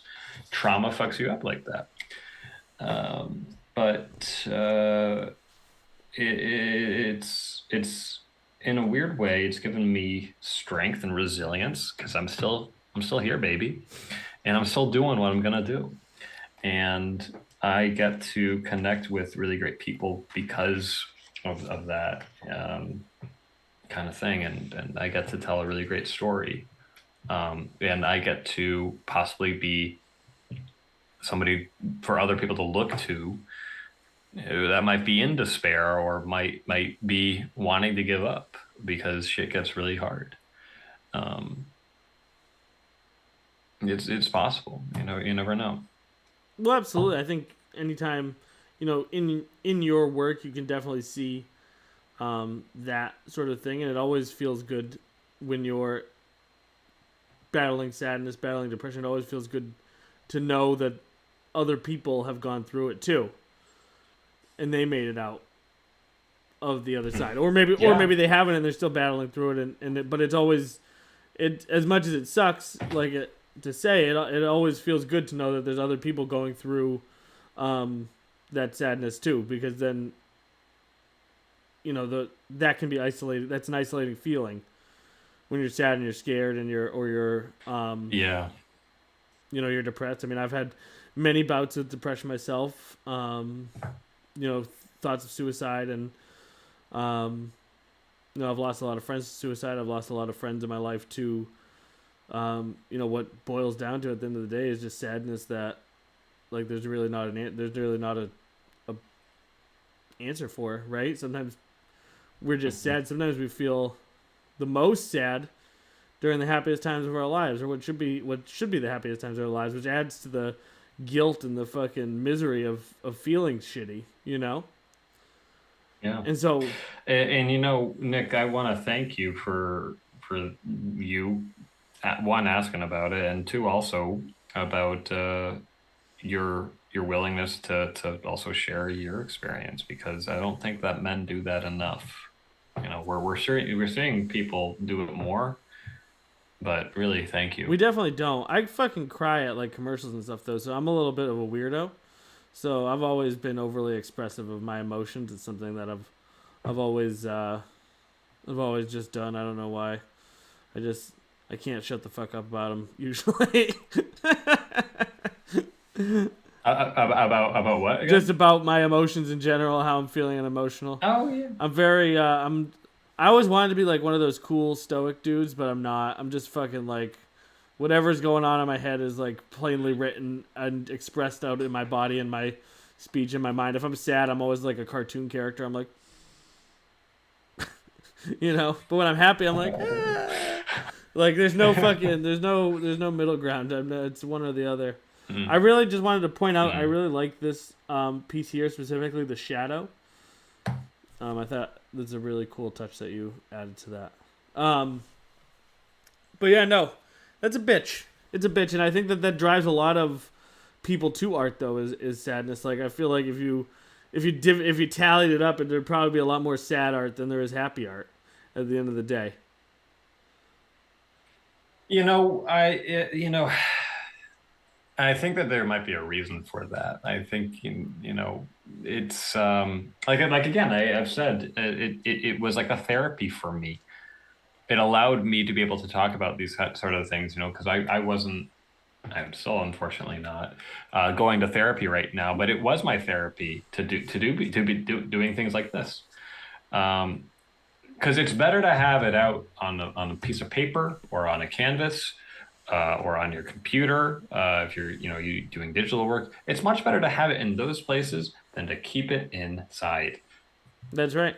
I actually heard a great my so um I do I shoot videos for a company called Aftermath Addiction Recovery, Mm. and I recently did there's a guy John Hansen who I did an interview with and cut up his and I make them like TikToks, and he has said that there's no sense in like bottling up your emotions because if even if you don't talk about it, you still have to feel it.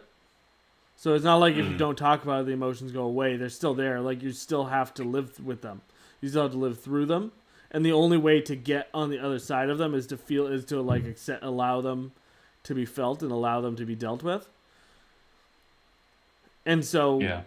I think like that's what we gotta do. We just gotta fucking put it out there, and I think things are definitely changing for the better. Like as far as that fronts go. But I mean, from 24 to 30, 35, suicide is the number one killer of men in Mm. America, which is a fucking terrifying Hmm. statistic. Because like Yeah. 24 to 35 is like I was kind of mentioning before, like that's when we should realistically be the happiest, right? Because that's like right in around that. Like traditionally, that's the time that people are like having a family, you're having kids, you're um like living this, you're kind of like doing that thing, if that's your thing. If it's not, the I don't want to exclude anybody or include or like cut anybody off or but I just feel like those times should be the happiest times of our lives, is when we're in the where we kind of have the most freedom, as far as like we have like real jobs so we can afford to do stuff, and we don't have Right. anyone like really breathing down our neck about shit.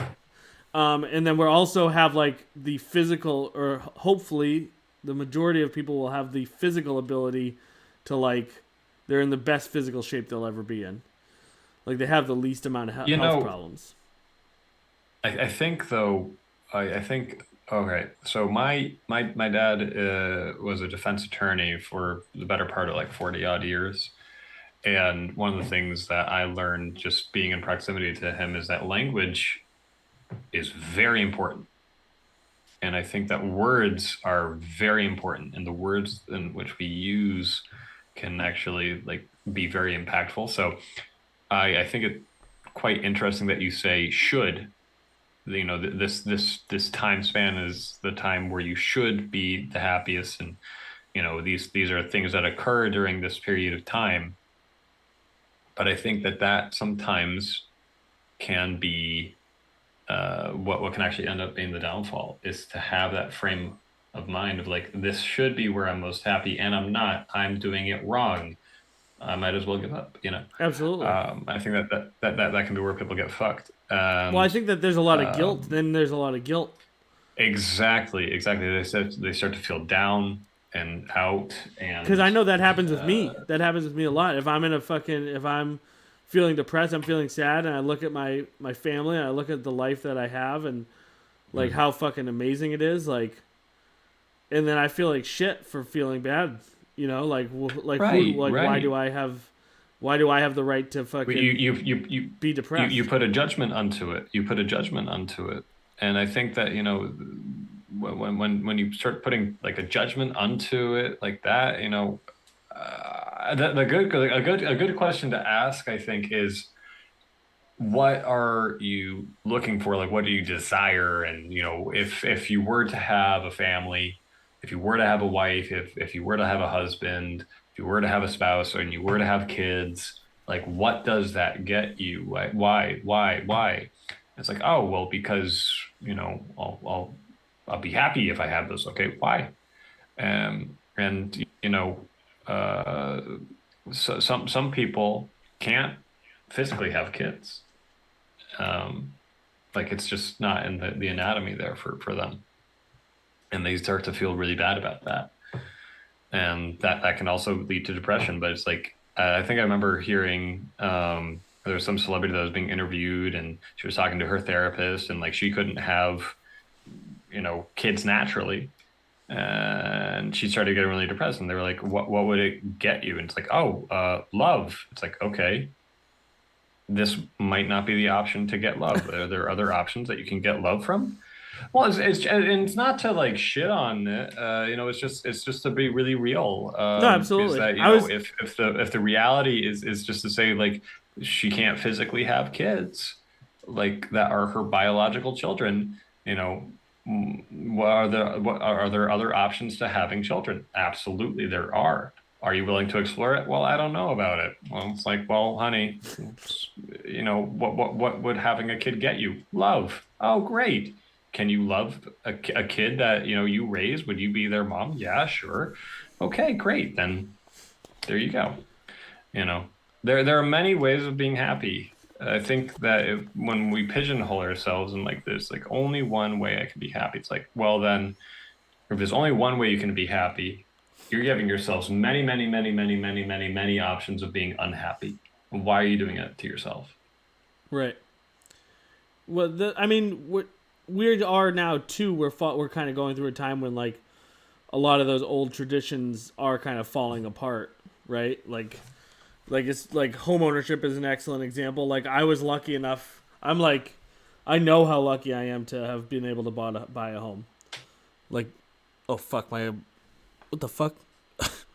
My security light just went on. Are you good? I don't know. Hopefully it's not a fucking bear or something. Although if I fucking die on camera, I better get the most fucking views of all time. Just saying.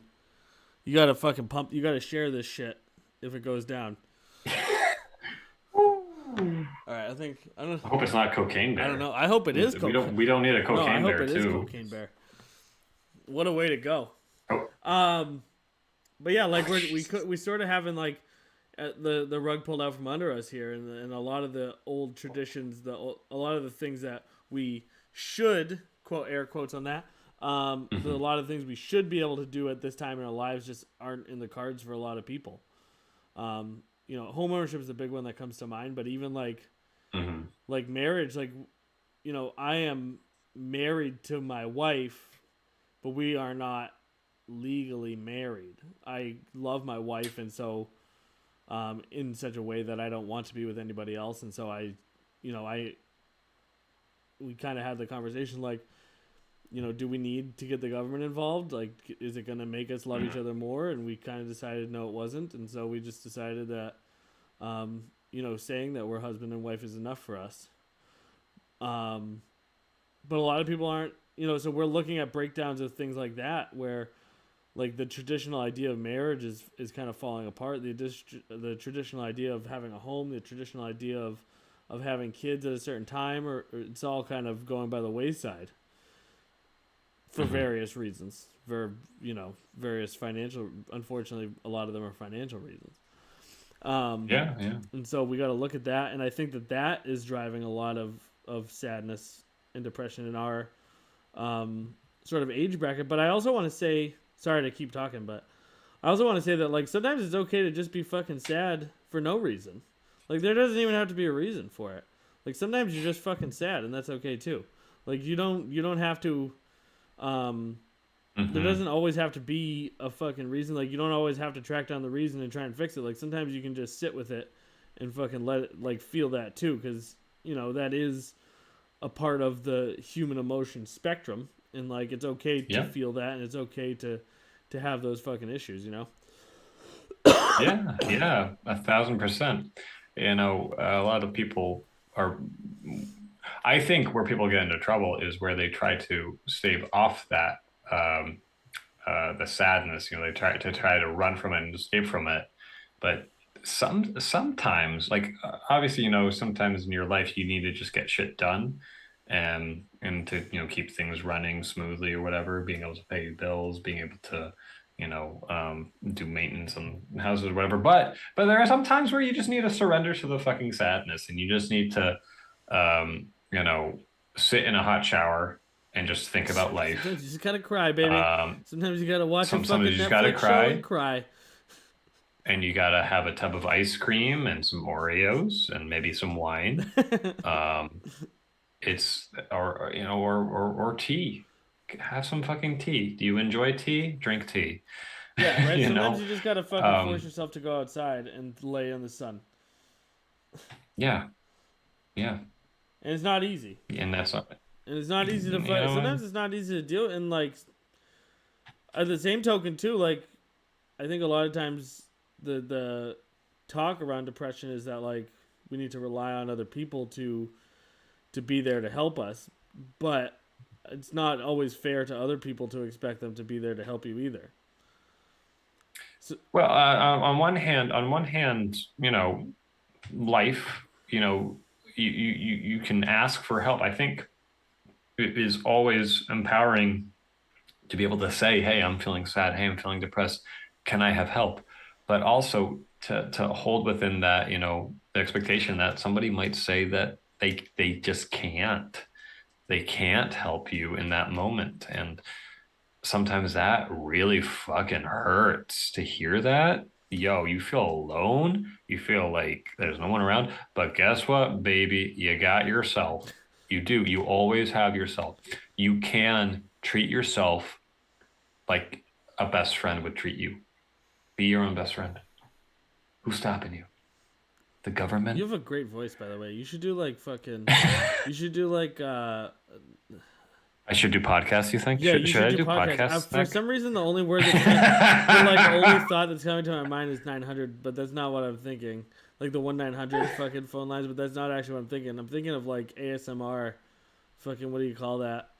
Like just relaxation. ASMR? ASMR. Yeah. Yeah, but like I feel like there's a word for that when it comes to your voice. What is in that little cup you keep fucking teasing us with? Oh, Is it um, milk? it's, no, it's rice wine. No. It's yeah. Milk. I What? was like, why is he Well, it drinking that is. little tiny cup of milk? I've Yeah. been trying to figure it out for 20 minits.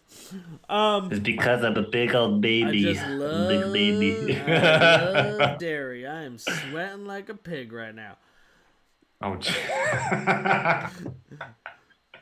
So, what's your favorite piece that you've ever done?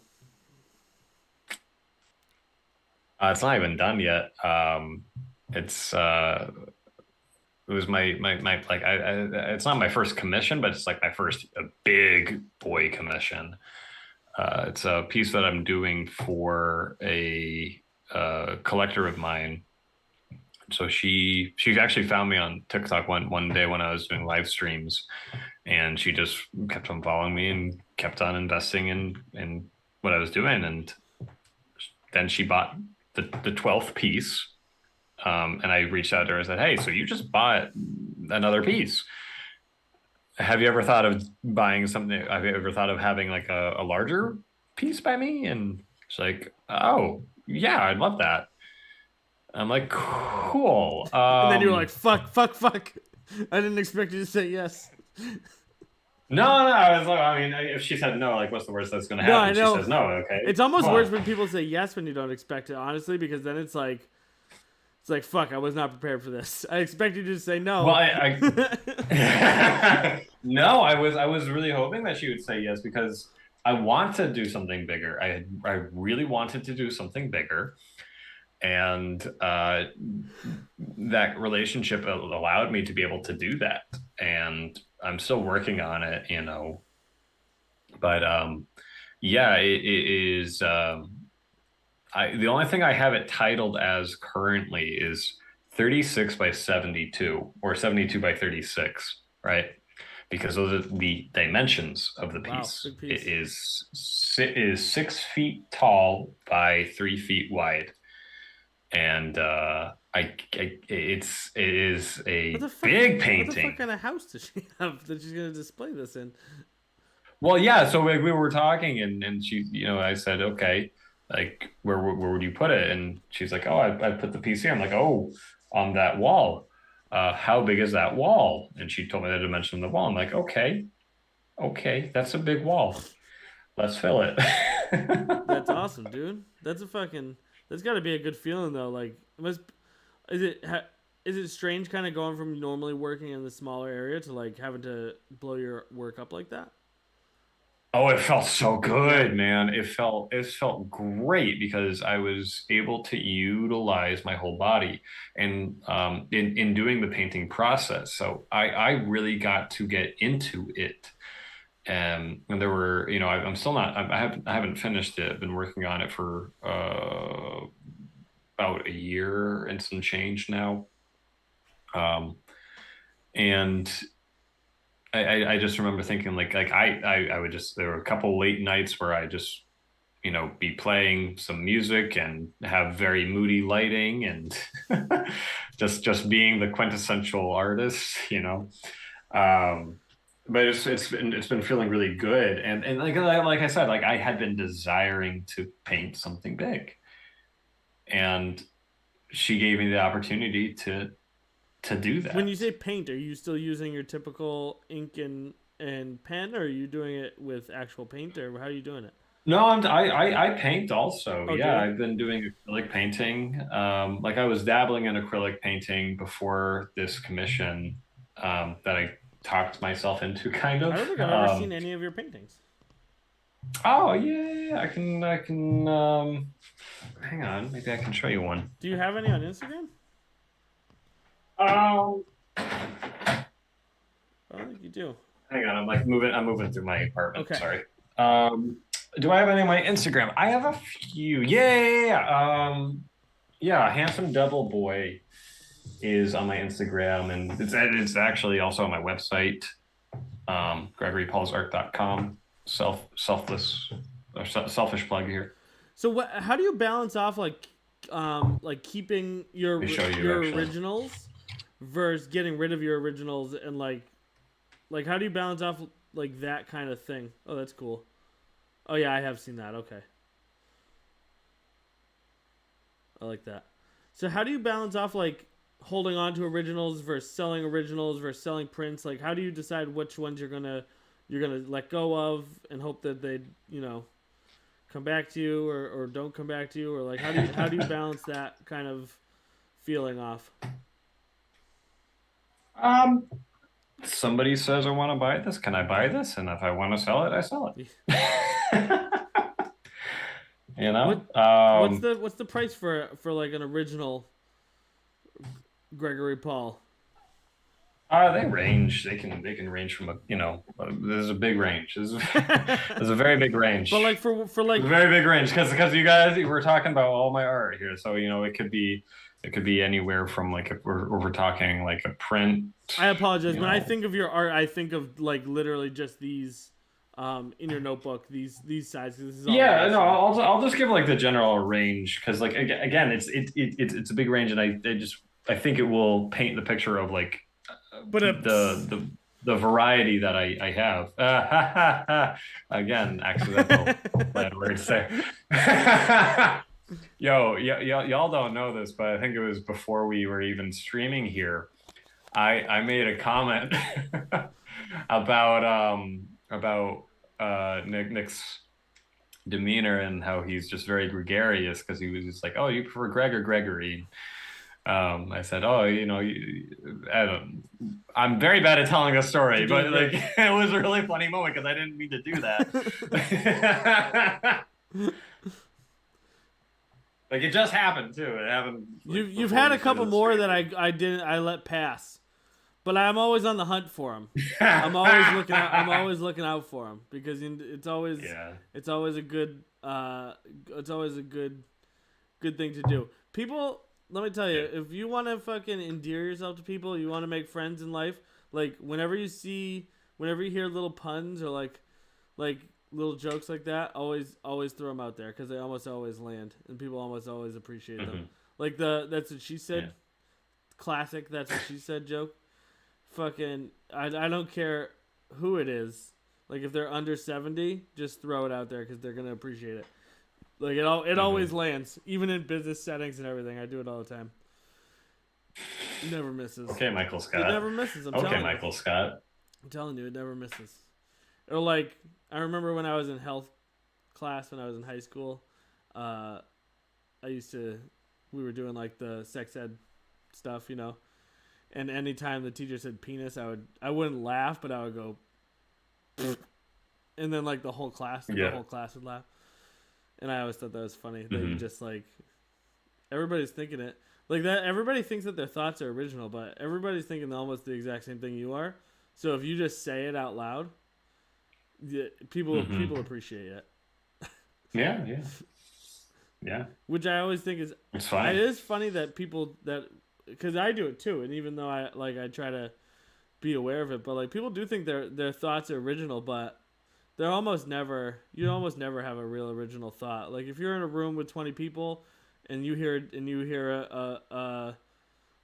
someone says a silly sexual innuendo on accident and you say that's what she like almost everybody was already thinking it. That's why it's funny. That's that's that's why it's funny. Like when anytime you hear the word Hmm. load, just throw it out there and see what comes back. Guarantee you if you get at least one laugh. So you did not go to school for your art. You just kind of picked this up on your own. I Do you mean, regret that? yeah, Do you sort regret of. that? Do you wish you had gone to school for it? Do I regret that? No. I don't think you need to. I think art is one of those things that it is talking about the human condition, the human experience, and especially in the time that we live now, there are plenty of free resources out on the internet that you could utilize. I mean, for one, you have your eyes and you have tools. By and large, there are very few things that are ever gate kept as far as for tools go. Like for most of the tools, you don't need any kind of certification to be able to use them, unless you're talking like Dynamite. I don't If know. you're a dynamite painter, you're gonna be in a lot of trouble.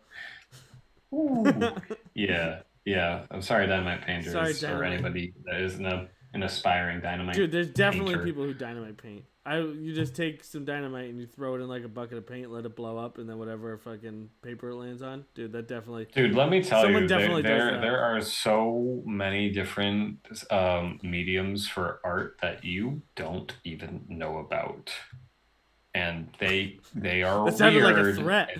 and they are no, it's not a threat. It's just like there's so much that you just don't know about that are so incredibly and wildly niche. and I don't know necessarily that everybody and their mother is going to enjoy it. There was actually a guy, um, I think he was like on Ripley's Believe It or Not or something, and the guy paints by creating this concoction that he puts, he drinks, and then he Yeah, vomits that's onto a oh, canvas. dude, that fucking chick who did that on Lady Gaga in like 2014.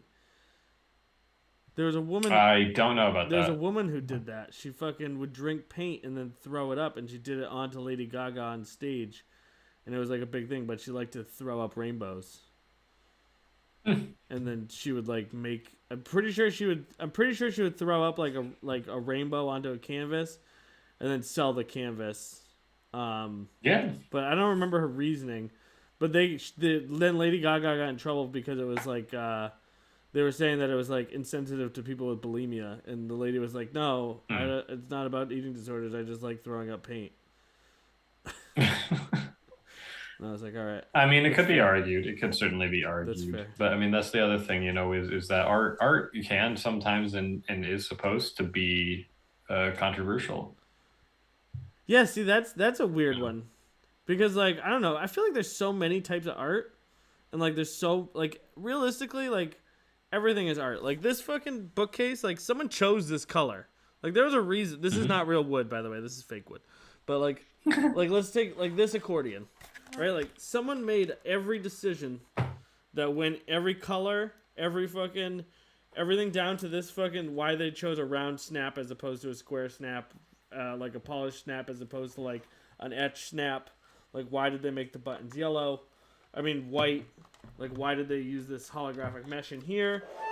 Right? You got like all of these things. Someone had to actually make this decision.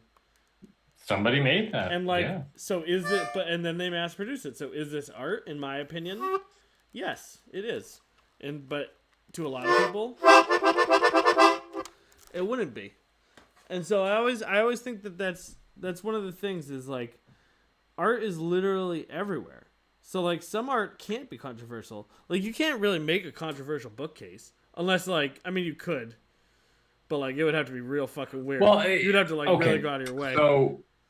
So I like to compare it to, or I like to use this example, okay, to describe art and just people's taste and we'll say, controversy. Um, Music, just generally speaking, music, right? Very, very broad topic here. There are many different types of music, and some of it is really deep and lyrical and talks about some very difficult subject matter that somebody might have gone through, um, and and then you also have some pop music, like top 40 music is just about, yo, let's bang, let's get money, let's go buy these really expensive shoes. And it's music and it's a hit and it'll be on the top 40s for a long ass time, right? Um, but like it's all music. It's just for different, uh, like different parts of your day or different moods you might be in. Some of it is really deep and heavy, and like it takes a while to digest. Um, and then other things are a lot easier to digest, a lot easier to swallow.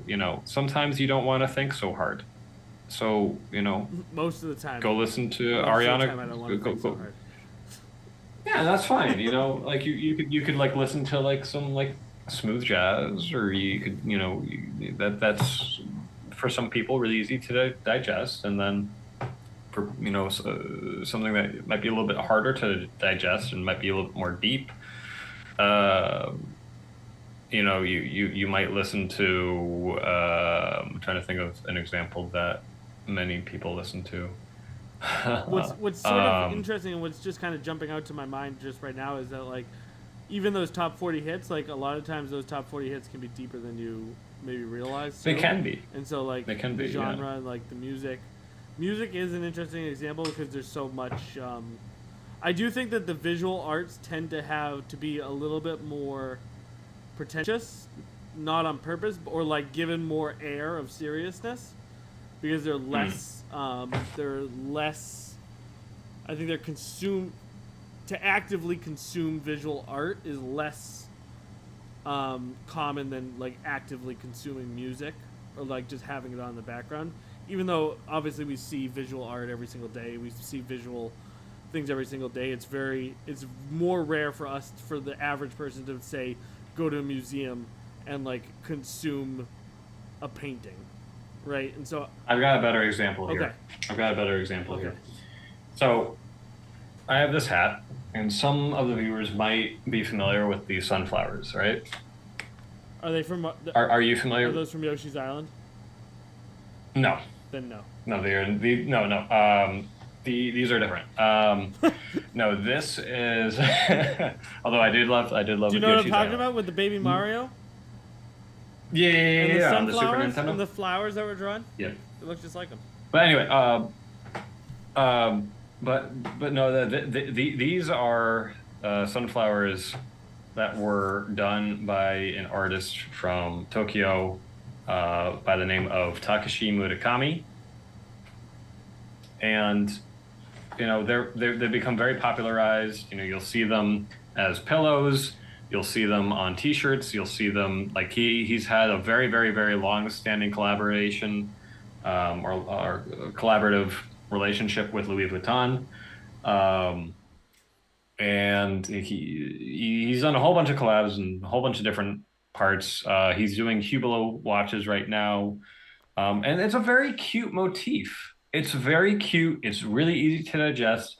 Everybody loves flowers. Everybody loves happy faces, and it's great. However, the really cool thing about this motif is it actually has like a pretty uh, deep history because it was a lot of what his art and his art style came from was to be talking about Japan post World War II and this kind of societal assertion to be putting on a happy face in spite of all this pain and suffering and with the nuclear bombs that had gone off. So it's sort of this really tug of war between what you're really actually feeling and what you're allowed to show societally. Yeah. So have you ever? Sorry, that just totally made me think of. Have you ever seen Graveyard of Fireflies? Yep. Holy shit! Yep. Well, talk about the fucking Yep. saddest movie of all fucking time. I've only ever. I've Yeah. always wanted to. I watched it once, and I've always wanted to watch it again, but I can't fucking bring myself to it because it's too. I get too sad even just thinking about it. It's crazy. But yeah, no, that is It's crazy. that is interesting. So like, the fact that like something so can be taken, you can look at the deeper meaning. So You cute. can take the deeper meaning, It's so cute. or if you're feeling like fucking less deep that day, you can just kind of enjoy it for what it is, being adorable little flowers. Yeah, yeah, exactly. And so One of our just one of our just to regular kind of bounce viewers, off of what you Chris, were talking about. apparently has been to his exhibits a couple times. At the MFA, yeah. Yeah, there was one a couple of years back. But yeah, just more to your point about the top 40s music sometimes being really deep. Yeah, same thing with an art. That Taylor Swift song But was yeah, the one I was thinking of. which one was The that? one where she like fucking I don't even know. I don't really listen to much Taylor Swift, but I just remember there was like every time one of her albums comes out, there's like all these videos about like breaking down all the fucking all the breaking down all like everything in them, and you find out there's all kinds of like hidden messages and shit all through them. You know what I'm talking about? Yeah. Yeah, I mean, and then that gets into, the art there and how many different levels can it be appreciated on. Absolutely. Are you do you do? Are you a musician? Do? Are you a musician? I do. Do you do Nick, I music? do. Do you do music? I do. That and then I it do just do. what it just comes right back to shitting, eating, and fucking. It always comes back to shitting, eating, and fucking. Nick, let me recommend you one of my favorite books of all time. It is titled Everybody Poops. And let me tell you, Everybody poops. No. Do I play music? Not so much. Like if you put a hand drum in front of me, I'll putz around on it. But That's uh, fair. no, I love music. I do love music. I love listening to music. It's great. Music is I've beautiful. always wanted to learn to play an accordion. I think they're the most beautiful instruments, but I've never gotten the opportunity because they're very expensive. You you you have one. Yeah, this isn't like a real accordion though. I mean, like a bit, like a real, like a big one.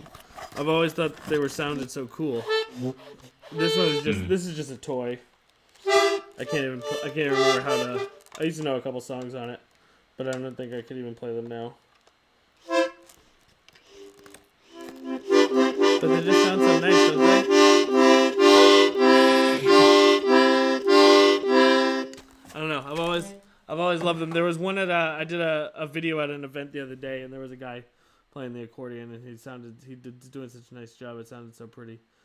For some reason, I just really love the way they sound.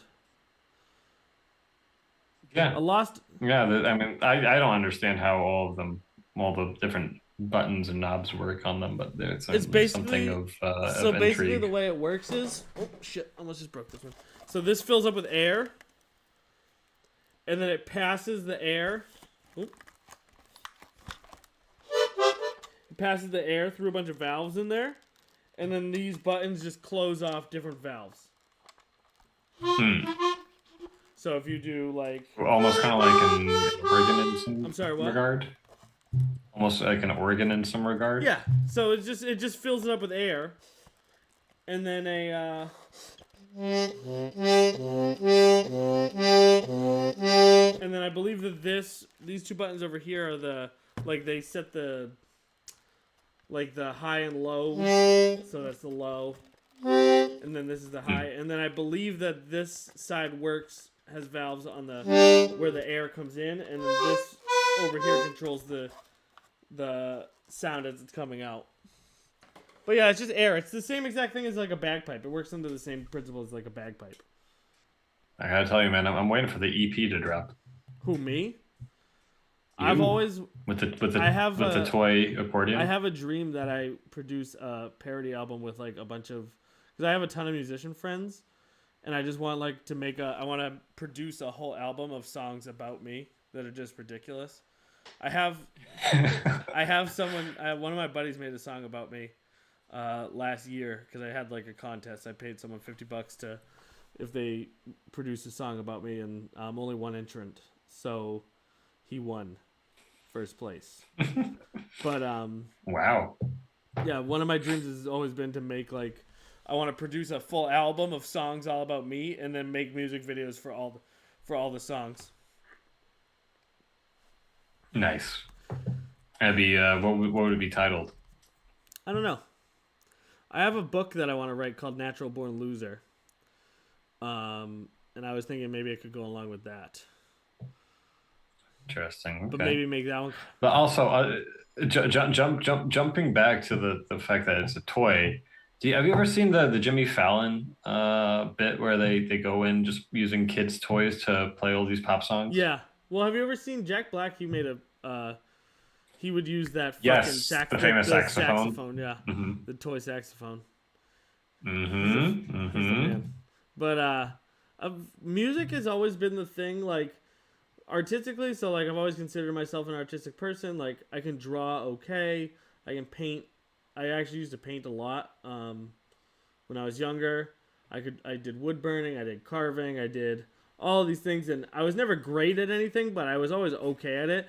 Music, I cannot fucking wrap my head around. Like even the song, like things like song structure and like the basic understanding of how a song is put together, just completely confuses me, and I just cannot figure it out. I think one of the famous I don't know if I think he's a producer, right? Rick Rubin. Yup. He like doesn't understand how any of it works, but he just has as he says, he just has a very good ear. Yeah, I think. Well, I may be mistaken about this, but I think he was more like on the discovery side of things. I think. I don't know if he ever actually produced Yeah. anything. I think he was just Yeah. really good at knowing. I think he just had I could be totally wrong, Mr. Rubin. If you're listening to this, I apologize. I don't know much about your history, but I think that he had the studio and the money, and then he just knew who Mhm. would be good. You know what I mean? Yeah, yeah, because he just had this great skill at listening to music. Like just listening to music that is a skill. Yeah, fuck, dude. Imagine if just listening to music was. I mean, I guess it is. Yeah, yeah. I mean, there's Anthony Fantano, the internet's Did busiest you just music make nerd. that name up? Anthony Fantano? Yeah. No, no, no. He's like one of the most famous music reviewers on YouTube. Never even heard of him. What's his name? Anthony Yeah, Fantano? he's What a great. cool name. Yeah, I know, I met right? someone the other day named Star quality. Jack Higginbotham, which is such a cool name. Jack Higginbotham. Jack Higginbotham. Such a Higginbotham. cool That's a name, great name. right? But Yeah, Jack is such like a yeah, strong name, and then Higginbotham so silly. It's like such a good combo. yeah. It has like all the diphthongs The diphthong. and What the whatnot. fuck is that? I have Do no you have idea. a It sounds like a thing that they say in creative writing, so I thought it might fit there. Just it has a good It flow. does. It's got a It's good got a rhythm good there. flavor when it gets in your mouth. It switch it around. It feels good. It's like drinking a It's Mountain like Dew. It's like a nice pint of Ben and Jerry's. You know.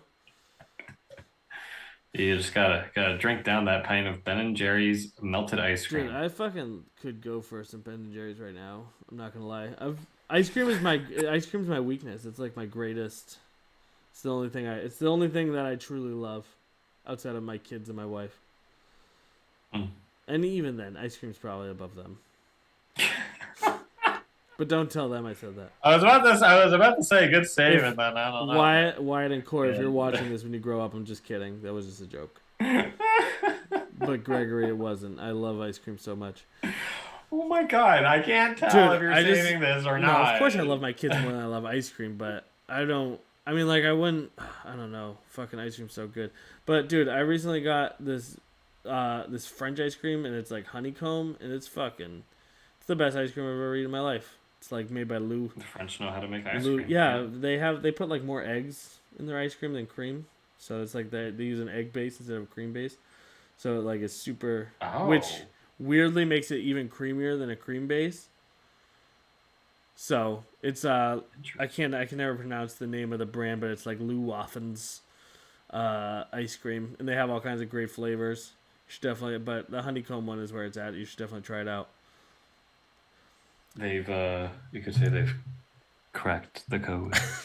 That see your unintentional puns are funnier than your normal puns.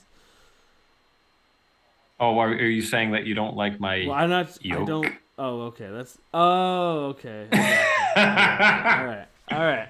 I got you. I like that one. That one was better. The crack the code one though, I'm not gonna lie, didn't hit. But that's. I know. I feel it. I You know feel what? like I'm I'm the. walking You know on what? eggshells right now with you. I'm the funny one. You know what I mean? That's my job. You're supposed to be the artistic one. And I'm just walking on eggshells. Is that right? That was a good one.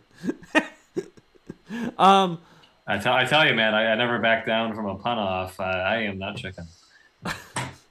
That one. I didn't like that one. I didn't like that one. The walking on eggshells one was good though, and the yolk one was good. I can't even. Yeah. Don't get your feathers in a The bunch. thing about puns is if you keep trying, you're gonna hit a good one. You know what I mean? Because puns are supposed to be cringe. Like the best puns are cringe.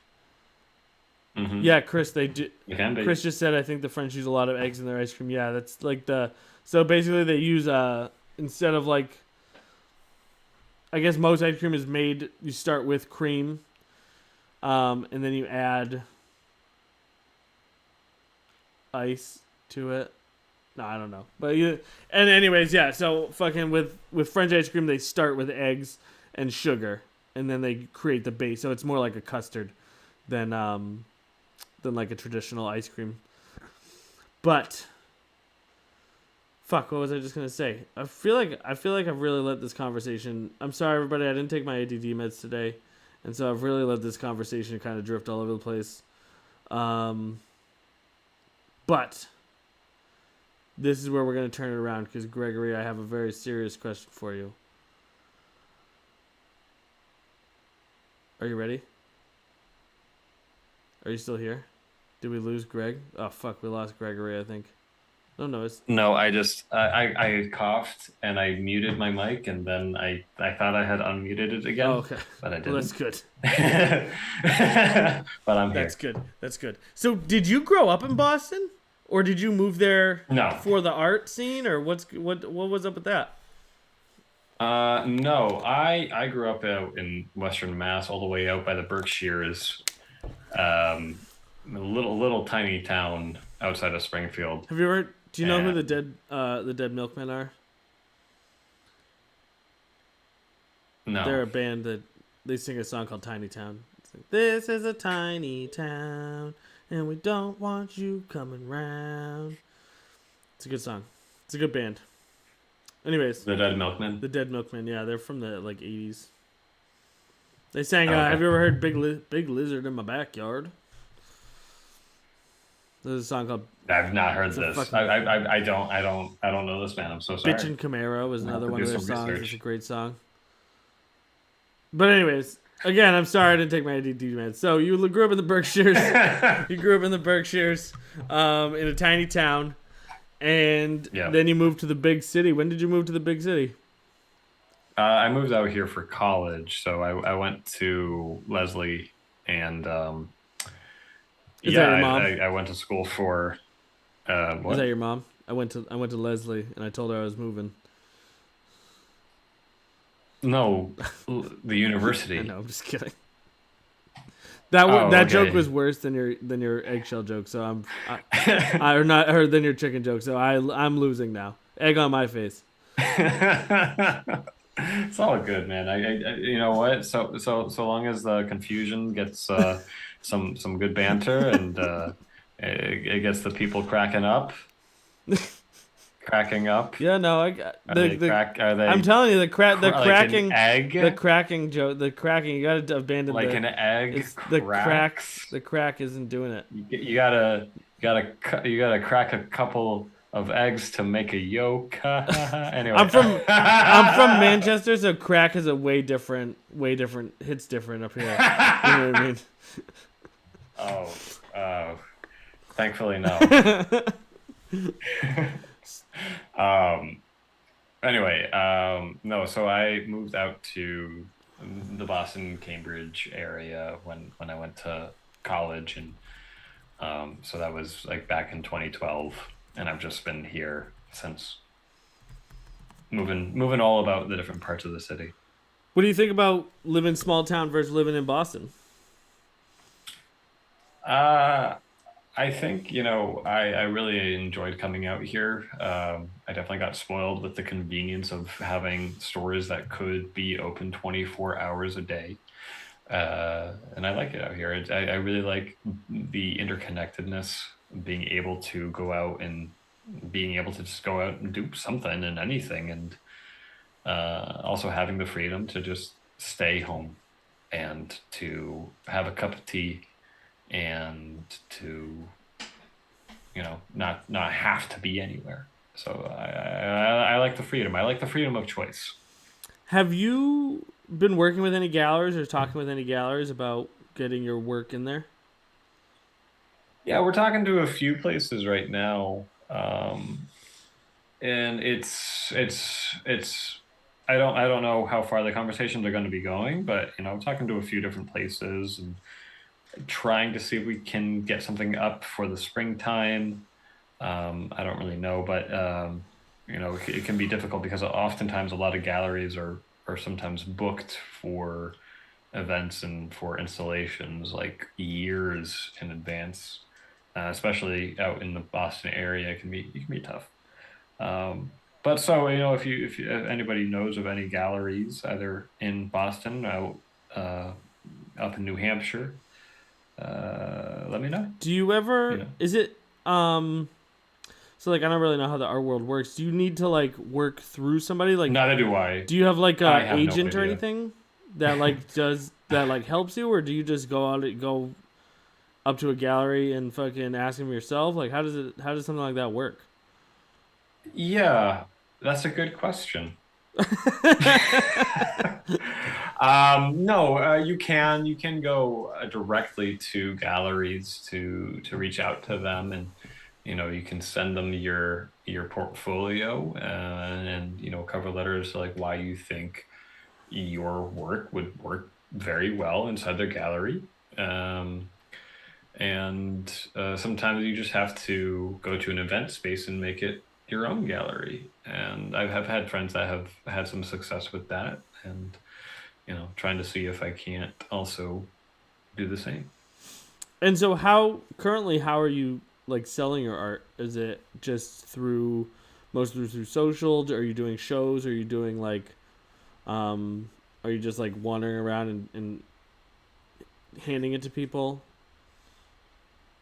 It's either a word of mouth basis. I have, my repeat collectors, and I love the idea of you then cold I selling your fucking art just like on the street, just like a trench coat, and then like you open up the trench coat, and then it's just like your fucking artwork, and you're like, "Yo, man, you want a fucking portrait?" And they're like, "What? Oh no, oh thank you." And then you're like, "Yo, come on, these are nice fucking portraits. These are gonna be worth something one day. You gotta fucking buy this shit. Look at this fucking thing. Look at my boy Frankie Valentine over here. You should do that. I feel like you could have success with that."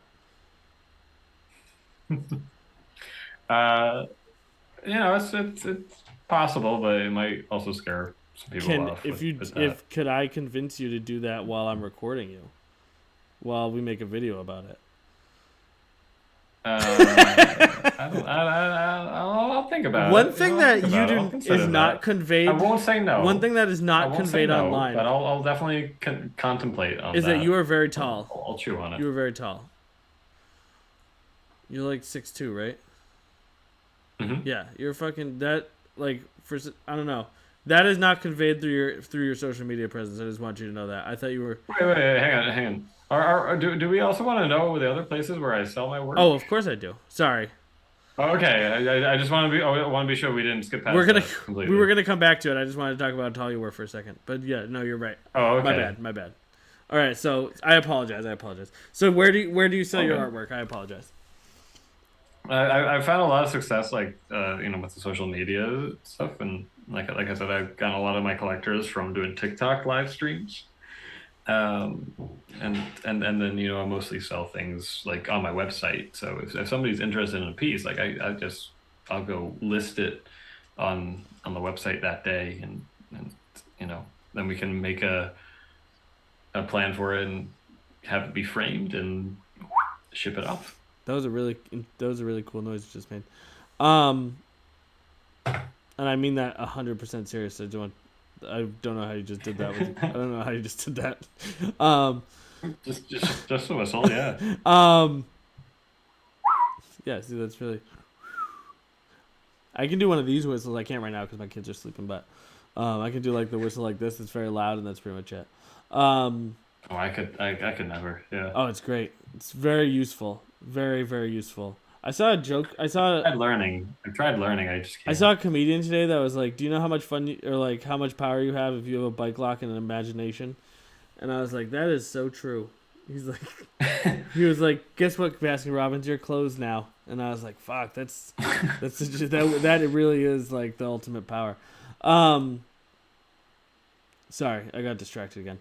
Uh, so what I was saying before is hold on. I guess. Oh, when you do commissions, do you like if I send you a picture of my children and I was like, could you do these? Do you do I stuff like actually have a that? story. Yes, I want to hear it. Oh, I actually have this is a funny story. So, Awesome.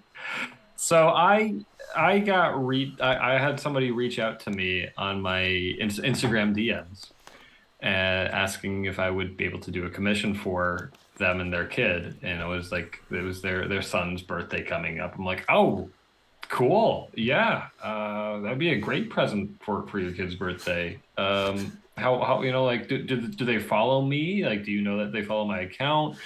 and all this stuff. Like, are they aware of me?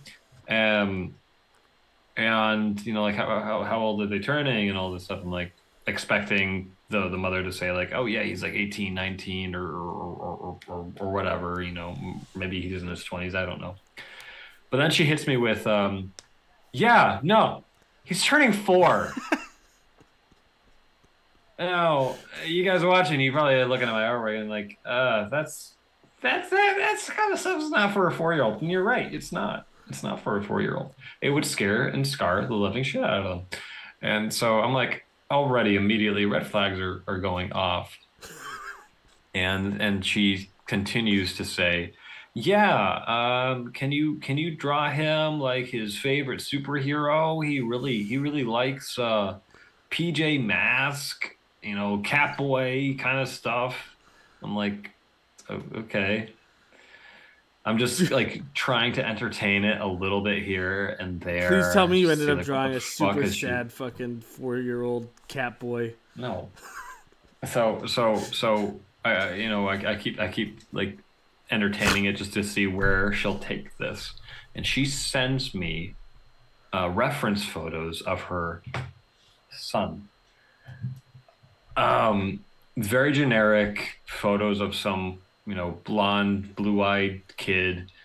And it's like it's the same kid for like both photos, so like it seems good, but like the thing that is always something that I think artists need to be hip to is that there are going to be scammers that are going to try to fuck with you, and they're going to try to send you something that's going to actually. So she said that she was going to direct me to her husband that is going to send like a cashier's or not cashier's, but like a check in the mail and send it to me, and it had to be sent via like FedEx or something. Um, More red flags fly off. So I'm like, okay, I don't know about that. This is how I do business. And like I sent her an invoice and all this other shit. And she's like, oh no, no, I can't do that because like it's supposed to be a surprise or whatever bullshit. Um, Artists need to be aware that people are trying to scam you. Because if I were to accept that check and if I were to sign that check, I would have been fucked because it would have been a bogus check um, on like a stolen account or whatever, and then I would have to pay a fuck ton of a lot of money.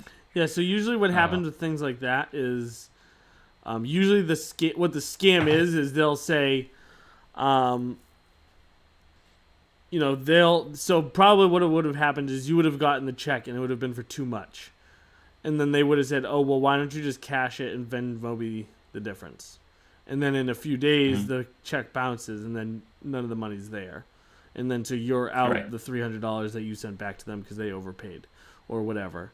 Um, Yeah. Yeah, no, there's a million scams like that. There was a similar one to that, going around for photography where it was like it was something stupid. They were coming up and they wanted to, like have their picture taken, but they wanted to send you this check. But then if you could send the money to like another person who was supposed to be a part of it, and then you end up getting fucked because Yeah, you're like no. somebody that's like a working agent Yeah, or something, a representative of whomever it is. basically, if anyone ever asks you to send them money, don't do it.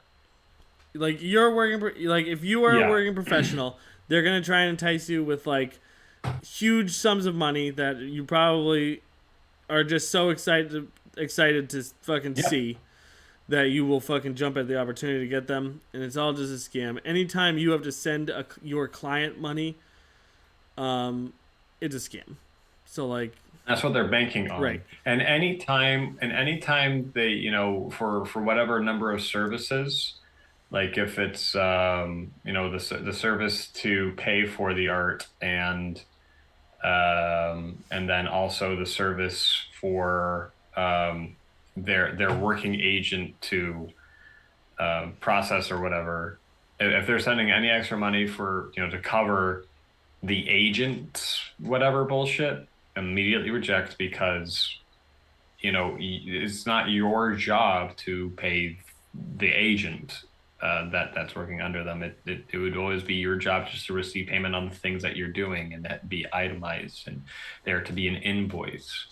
Because if something is wrong, you can't accept that money.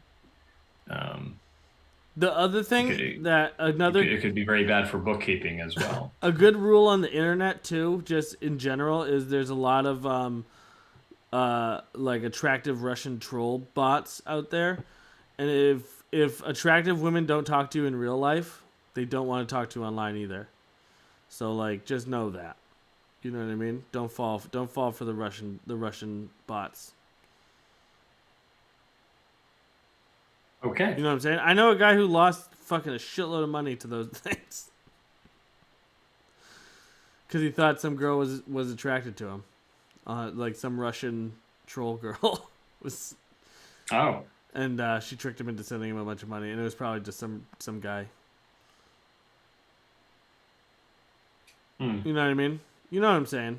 Yeah. I get That's fucking unfortunate. DMs. I get dozens of DMs every day from like, obviously fake accounts of like women who are like, "You're so handsome," and I'm like, I have not heard that in a very long time in real life. There's no way that this fucking like, there's no way that you're saying it to me online. So let's Nick, let's cut right Nick, let's cut right through it.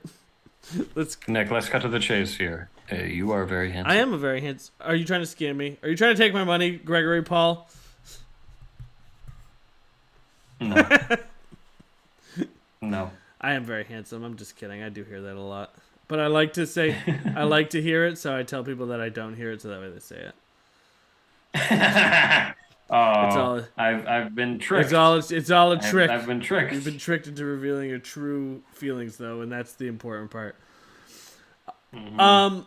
So, Gregory, we're coming up on time. I just wanted to say thank you so much for coming on today. I really appreciate you. I really appreciate everything you do.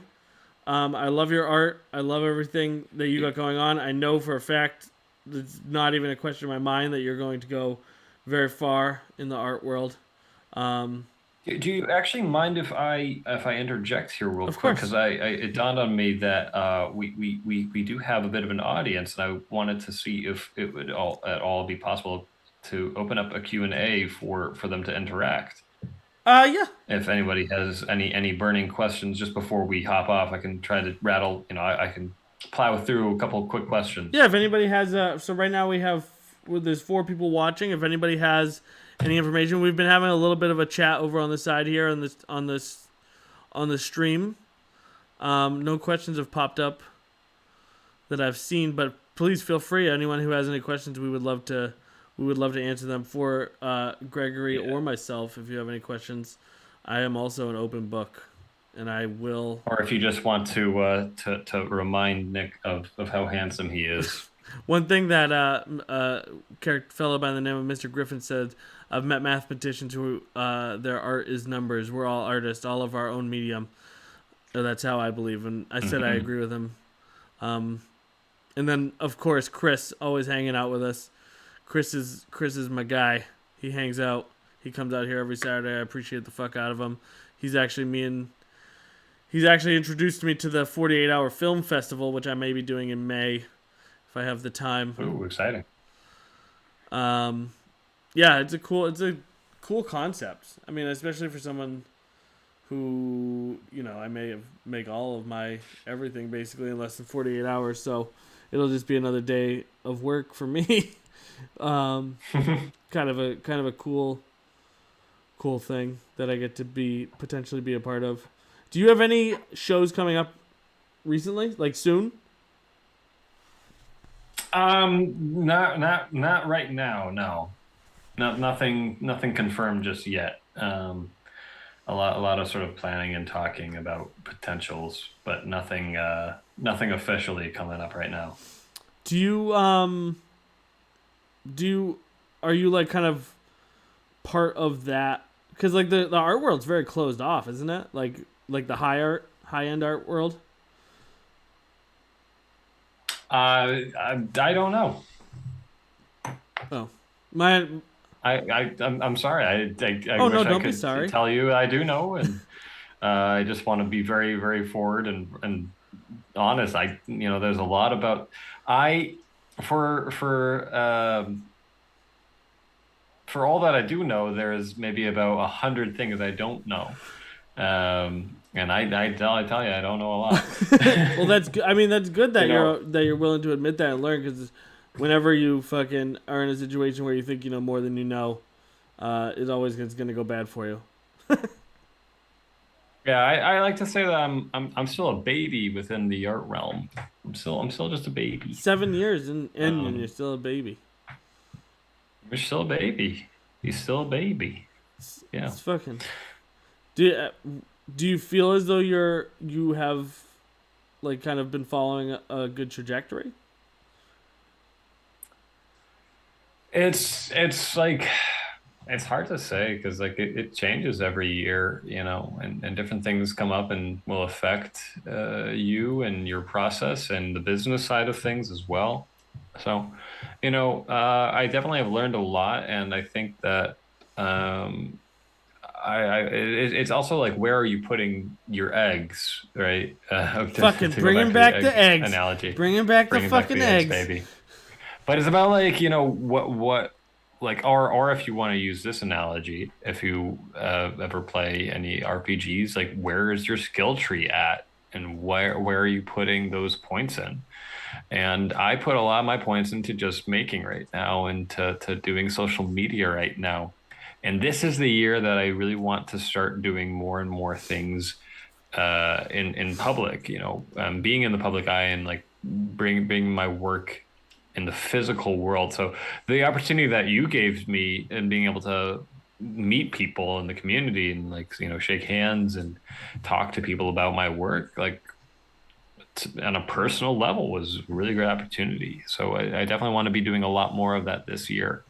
I am planning, hopefully, I have to get confirmation back, but I'm hopefully planning this May to be a part of Somerville Open Studios, which I think, yeah, will be happening sometime, I think mid-May, I want to say. So I put in an application to be a part of it, and if that happens, I'll be another really great opportunity to get into the public view. That would be awesome. It can be a lonely endeavor, right? Working, doing art, especially for something that like you want to be isolated. Like you don't want to create. I don't. I don't know about that. It's there are different parts of the work. I've, if anything, actually, going down the path of being an artist has granted me so many opportunities to connect with so many amazing people. More so than I think any other field I've been a part of. And some people come from so many different walks of life, but the one thing that we all have in common is that we love to make. Yeah, it's a. I mean, it's weird that we're compelled in that way. Humans are compelled in that way to create things. Because it is. It's like a compulsion. It's like a lot of times you don't even, or at least for me, it's like it's almost just like breathing. Like even if I'm not Yeah. consciously making a video or doing something, I'm doodling or I'm fucking I'm arranging things in a pattern on the table in front of me without really thinking about it. Or like, I don't know if you've ever done this, but when you rip up your straw wrapper and then you will arrange the pieces on the table. It's just a weird. Yeah. I mean, it goes right back into that whole notion of like the human condition. And I'm a strong believer that to create is human. Yeah. I mean, quite literally, even, creating life. It's human. Yeah, absolutely. I actually think a lot of that drive that we feel to create is like almost like practice for the idea of creating life. Or not even to reduce it to that, but to just have it be tangent to that as well. Well, have you ever seen those pufferfish that make the intricate like mandalas basically on underwater? No. I've not seen that. You'll have to send me that. So like one thing, one thing that's funny is like in the animal kingdom, right? Like there's all kinds of animals. They have all kinds of dances and like shit to like mate and like attract people and attract like the opposite sex, and it's all at the end of the day it's like it's just all just about like making a baby, you know?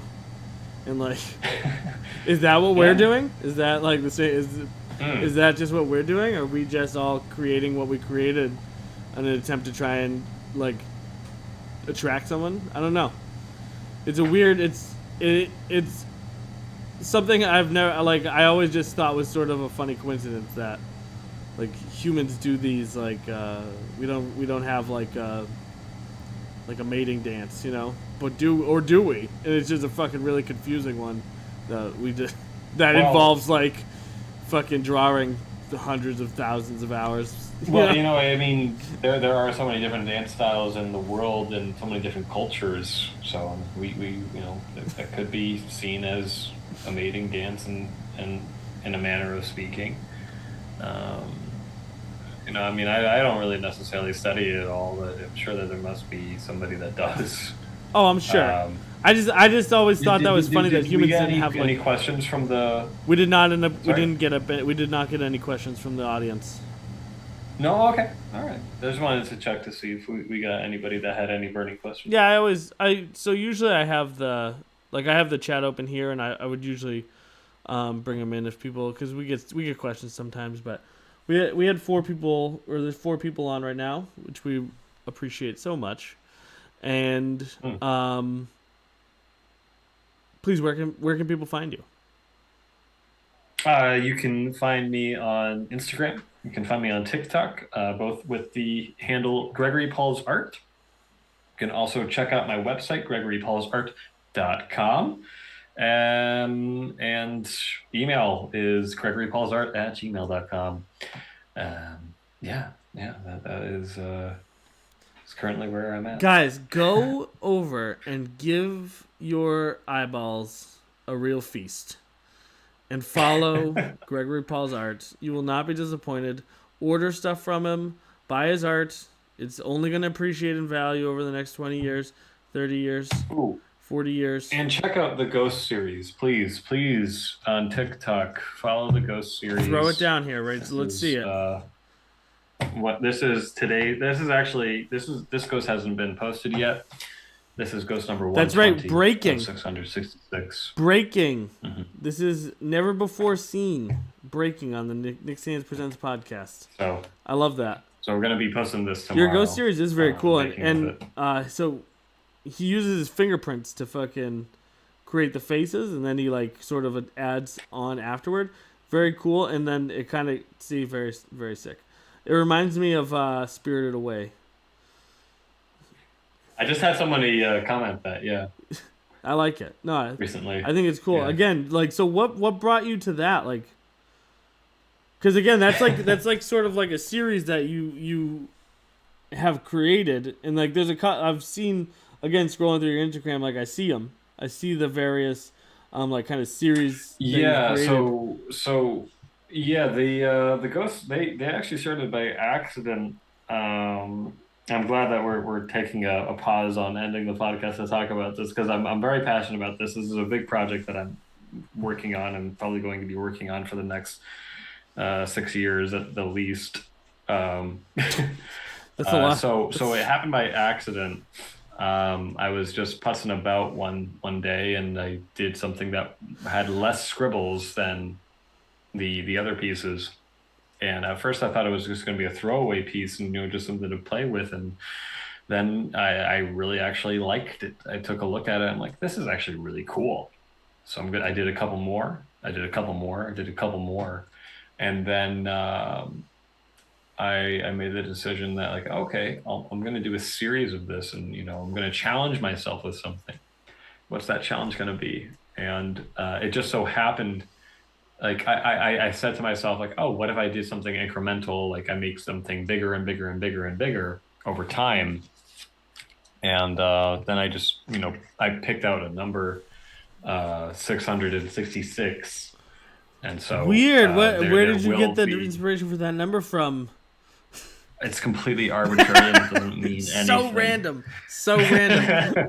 It's such a random, weird number. Wow. But then I had a TikTok commenter, and they said, well, what if you did a thing where you make them bigger over time? And like, it's funny you say that. It's funny you say that. So every 100 pages, they're gonna get bigger, and so this was the first ghost book when I decided to make it into a series. Um, so it started here 10/3/21, and it ended 12/31/22. There are a lot of things that got in the way of doing that. We're already almost at a quarter of the way through the second book. So this book was started 1/11/23, and a little bit after New Year's. Yeah, so the next book is going to be bigger than this book. That will be the 200 series, and then the 300 series will be a little bit bigger. 400 series is probably going to have to become canvas. The 500 series is going to be all collaborative pieces with other artists from around the world, and be something I think could be really fun is to travel to different states, different countries, and working with these I'd love artists. to do one with Just you if that's what you're leading yeah. up to asking. Um, yeah, we'll definitely, it's going to take a couple years before we cross that bridge. That's And, fine. I'm compiling a list of people that are going to be involved with that. By then, I Um, should be really famous. I'm probably going to be the most famous person in New Hampshire by that point, so that'll be good. yeah, you will, it'll be, Nick Sands presents New Yeah, Hampshire as opposed to New Hampshire just featuring Nick Sands. Is going to be the other way around. I already know what I want Um, to do for my ghost. I'm ready. I'm fucking good to go. You let me know when. and then, and this is where it starts to get really ambitious, is for the 600 series. That it's not going to be 100 of them. There's only going to be 66 of them, and because they keep on getting bigger and bigger, what's the biggest thing that I could fucking do? A wall? Are murals. That's what I was gonna A say. That makes mural. sense. Yeah, exactly. On the Pyramid of And Giza. and so they're well, I don't quite sort of I don't think they're gonna want to have They don't paint on have to that want thing. it. They gotta accept it. But yeah, the idea. What? Nothing. I just am picturing like one of your arts on the Pyramid of Giza. I think it'd be cool. You need a bigger thumb though, What? because like all of them have your fingerprint face. So Well, I mean, I mean, it's going to be a different medium, so it's going to be they're going to look a little different. I gotcha. No, I think that's an awesome idea. I think that the mural idea would be wicked cool. 66 murals all over the planet, and by then you're gonna be like Andy Warhol or some shit. You know what I mean? You're gonna be like real fucking real heavy hitter in the art scene. We'll see. It's something that I want to work towards, and I think that that's what it's kind of like one of those things where you challenge yourself. It's just worth it. Do you ever do like graffiti style artwork? Um, I didn't really grow up in that culture, I just mean so like, do you ever? I feel like not necessarily graffiti style artwork, but I feel like your artwork would lend itself to being like graffiti, so okay. Are we talking graffiti or are we talking street street art? art. It's the Okay, same thing. maybe it's It's the possible. same thing. Yeah, it is a similar. It is similar in the regard that they're both like on walls, but there is actually a whole language of graffiti. It's it's a very cultural thing. There's a whole language with it. Um, and I don't understand all of it. I do have friends that did grow up like in that scene and in that world. You know, there's communication between different graffiti artists. You know that most people might not be able to recognize unless you know what to look for, and you know, it's really interesting stuff. I think it's the There's a same, and lot to. here's why. Because to me, graffiti is when you go in the bathroom at a rest stop and it says like for a good time call and then someone's phone number or like what are some of the or like bathroom limericks? They're fucking genius. They're fucking hilarious. Like I love dirty fucking awful bathroom graffiti. To me, like there's no difference between that and street art. It's all the same.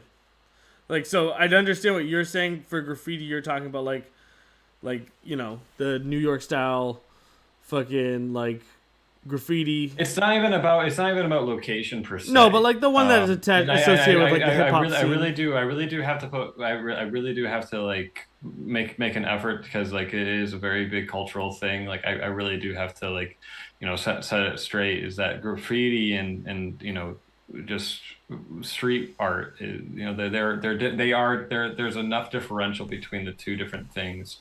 Um, and though they may share qualities, they are very different. They're very different. Okay, I'll accept that. I do disagree, but I will accept it. I think that I don't necessarily disagree with what you're saying. There is cultural component to it, but I don't think that it's. Yeah. I don't think it's different enough. Like I understand what you're saying, like the graffiti that was tied into the hip hop community and like the growth around that time, and but like I think at this point, it's all just would just be considered street art as opposed to just like I don't think the It's differentiation is necessary to me, in my opinion. well, it's kind of well, because well, okay, so hip hop, if we're talking like what is hip hop? Hip hop is like a very big topic, right? And has elements to it. I don't remember all the elements, but I know that you know, certainly rap and emceeing that's one element of it. B-boying is like another element to hip hop, and graffiti is an element of hip hop. So um, it is rooted in culture, I think it. and it's something that can't be I ignored. think it was Like fair to. street art can like anybody can pick up a spray can or a paintbrush and go draw something on a wall, but like there is very cultural difference between graffiti and street art. And like I'm not trying to be like rude or No, I anything don't think here, you but are. I think I this is really good gotta like conversation. set it straight is that they are very different things. I just to me like it makes sense to and I don't think you're being rude. I think that this is just a conversation. So if I'm being rude, I apologize. I to me this is just we may not agree, but we don't have to. We can still have a conversation about it. Um, but to me, like it makes sense to maybe consider that differentiation in like the '80s when it was first coming, when it was first kind of on the come up, and it was first um, sort of finding its feet in the world of hip hop and the in graffiti. But I think at this point, the two are have gotten to a point where they are interchangeable. At least in my opinion, I don't. You know, I knew a lot of artists, and this was you know I haven't done anything like that in a long time. But to me, it was always more or less interchangeable in my opinion. I thought that the differentiation was Well, unnecessary. graffiti can really be a form of communication to different other people like within a neighborhood and such, and it is still very much used in that way. You know, it could just be to simply say that I'm here, but you know, or you could also there's a lot of you know gang tags as well to kind of like claim territory. There could be some that you know people are just trying to spread a message or say something. Very oftentimes you might see some different symbolism that is commonly used within graffiti to to honor somebody that might have died. Um, and very oftentimes, that there's almost like an unwritten code of graffiti of, where can you do it, where can't you do it. And it's they're almost sort of like bylaws in a way. Like it goes really deep. It really does. And again, like I don't understand all the nuances of it, but I think it's very important for anybody that is looking at it and just sort of like writing it off as like some bored kid. It isn't that. So I don't, There's a lot of nuance I to don't it. want to Yeah. come off that way No, at all. I no, I'm just saying, like, I know that there are people that do, like, I'm not pointing at you to say that's what you're saying, but like, there's so much nuance to it I think, that I think that many people don't recognize at first. but I think that the differential, like, in my opinion, so I'm a huge fan of street art and graffiti. I have spent a lot of time with graffiti artists and spent time hanging out with them, and um, a lot of them were my friends when I was younger. And granted, I mean, New Hampshire didn't have the greatest graffiti scene on the planet, but um, still, I always felt as though the forcing the differentiation between graffiti and street art didn't didn't cast graffiti in a better light. It cast it as something separate from art, and so I think that by sort of using the terms interchangeably, it is a way of kind of forcing people who maybe would never have considered it art in the past, or those people who clutch their pearls at a mural on the side of the subway or on the highway. It sort of forces them to acknowledge that the people who do this are artists, and they do are working within a medium that maybe you don't like, people don't understand, but it doesn't make the medium or the art any less valid in what it's trying to do. Um, and I think that the graffiti itself, has been used in so many ways that aren't like, sure, there was a huge revival and a huge evolution of graffiti in the 80s through the hip hop movement, but graffiti has been used throughout history as a political weapon. It's been used as a way of, like you said, just to say that we were here. It's been used in comedic ways. It's been used in a million ways that don't involve like that very specific style of graffiti that came about in the 80s. And I don't think that it's fair to discount all of that and all of graffiti as a whole as separate, because to me all of it is, it's sort of encompassed in the same general concept, and there's Yeah, different ways of doing it, but to me it's all art and it all deserves its place in that world. yeah, yeah.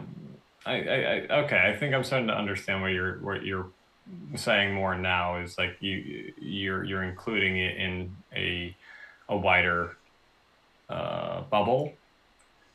Um, yeah, I'm just afraid that I just don't want people to like think that the a wall mural is exactly is the same thing as graffiti, and like what it's trying to say. It's not just a pretty picture. There can be a lot of meaning behind it. So yeah.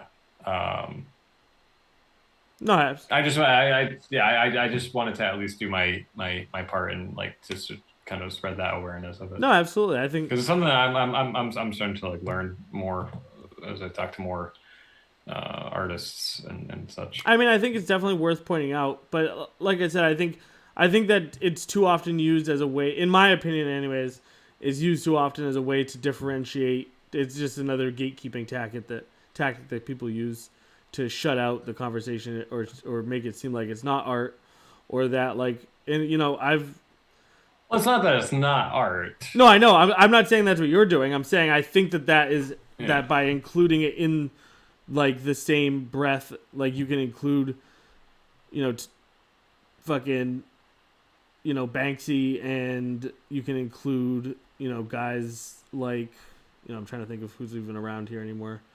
Um, B Dub or any of those guys that are throwing up all over New Hampshire, anyways. Like, I think that you can include those people in the conversation, and because Banksy's been shown in galleries, it doesn't mean that he may be a more successful artist, but it doesn't mean that his art is any more valid than anybody else's in the in the group. You know what I mean? I think it should all be included in the same breath.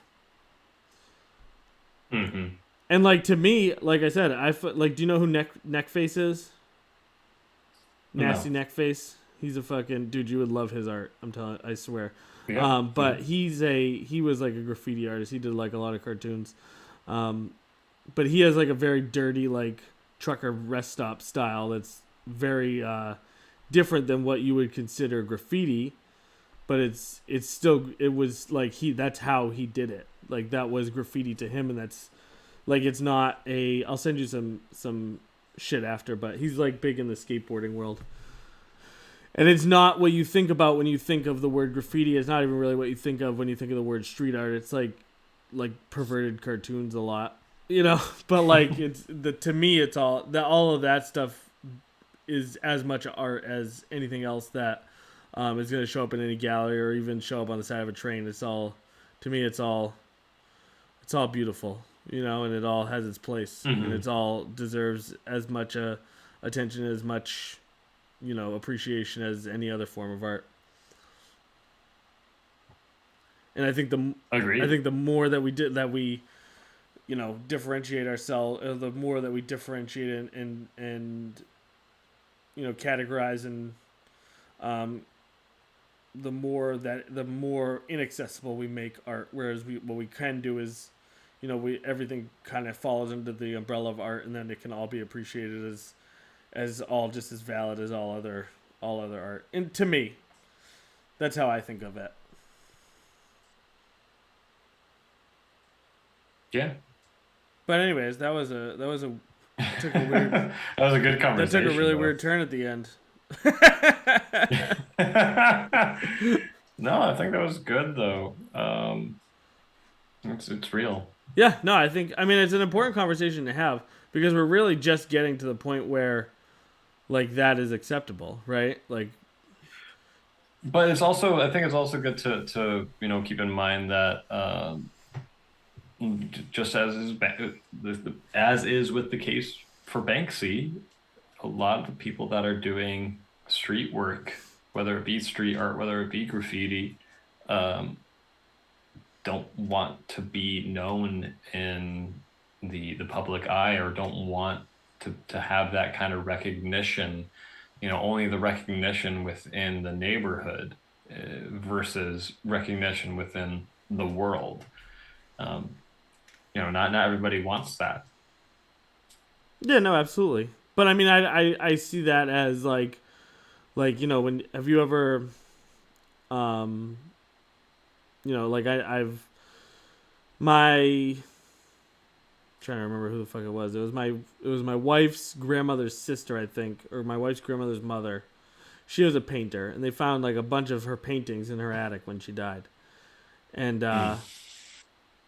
you know, she wasn't trying to, so she wasn't trying to be recognized. She wasn't trying to, but that doesn't mean that her art is less valid than anybody else's. Like, the at the end of the day, it's art is art is art is art is art. Um, Hmm. and the more we divide it, the more we differentiate it. Like, you see it a lot in the music scene, especially like in the metal scene. Like, you have fucking like 7 million types of fucking metal music. Then like Yeah. every fucking subgenre, from fucking pirate core to fucking like the most ridiculous shit you've ever heard. But at the end of the day, like, all it does is distract from the fact that, like, is the music good or not? Like, that's all that really matters. It doesn't matter, or like, it doesn't even have to be good. Like, is it worth listening to? Is there value in it? Right? And if there is, if you like it, then listen to it. And if you don't, then don't let something like, a label of street art or graffiti like turn you on to it or turn you against it. Like, it should be weighed on its own as a piece, not necessarily on what it is, or what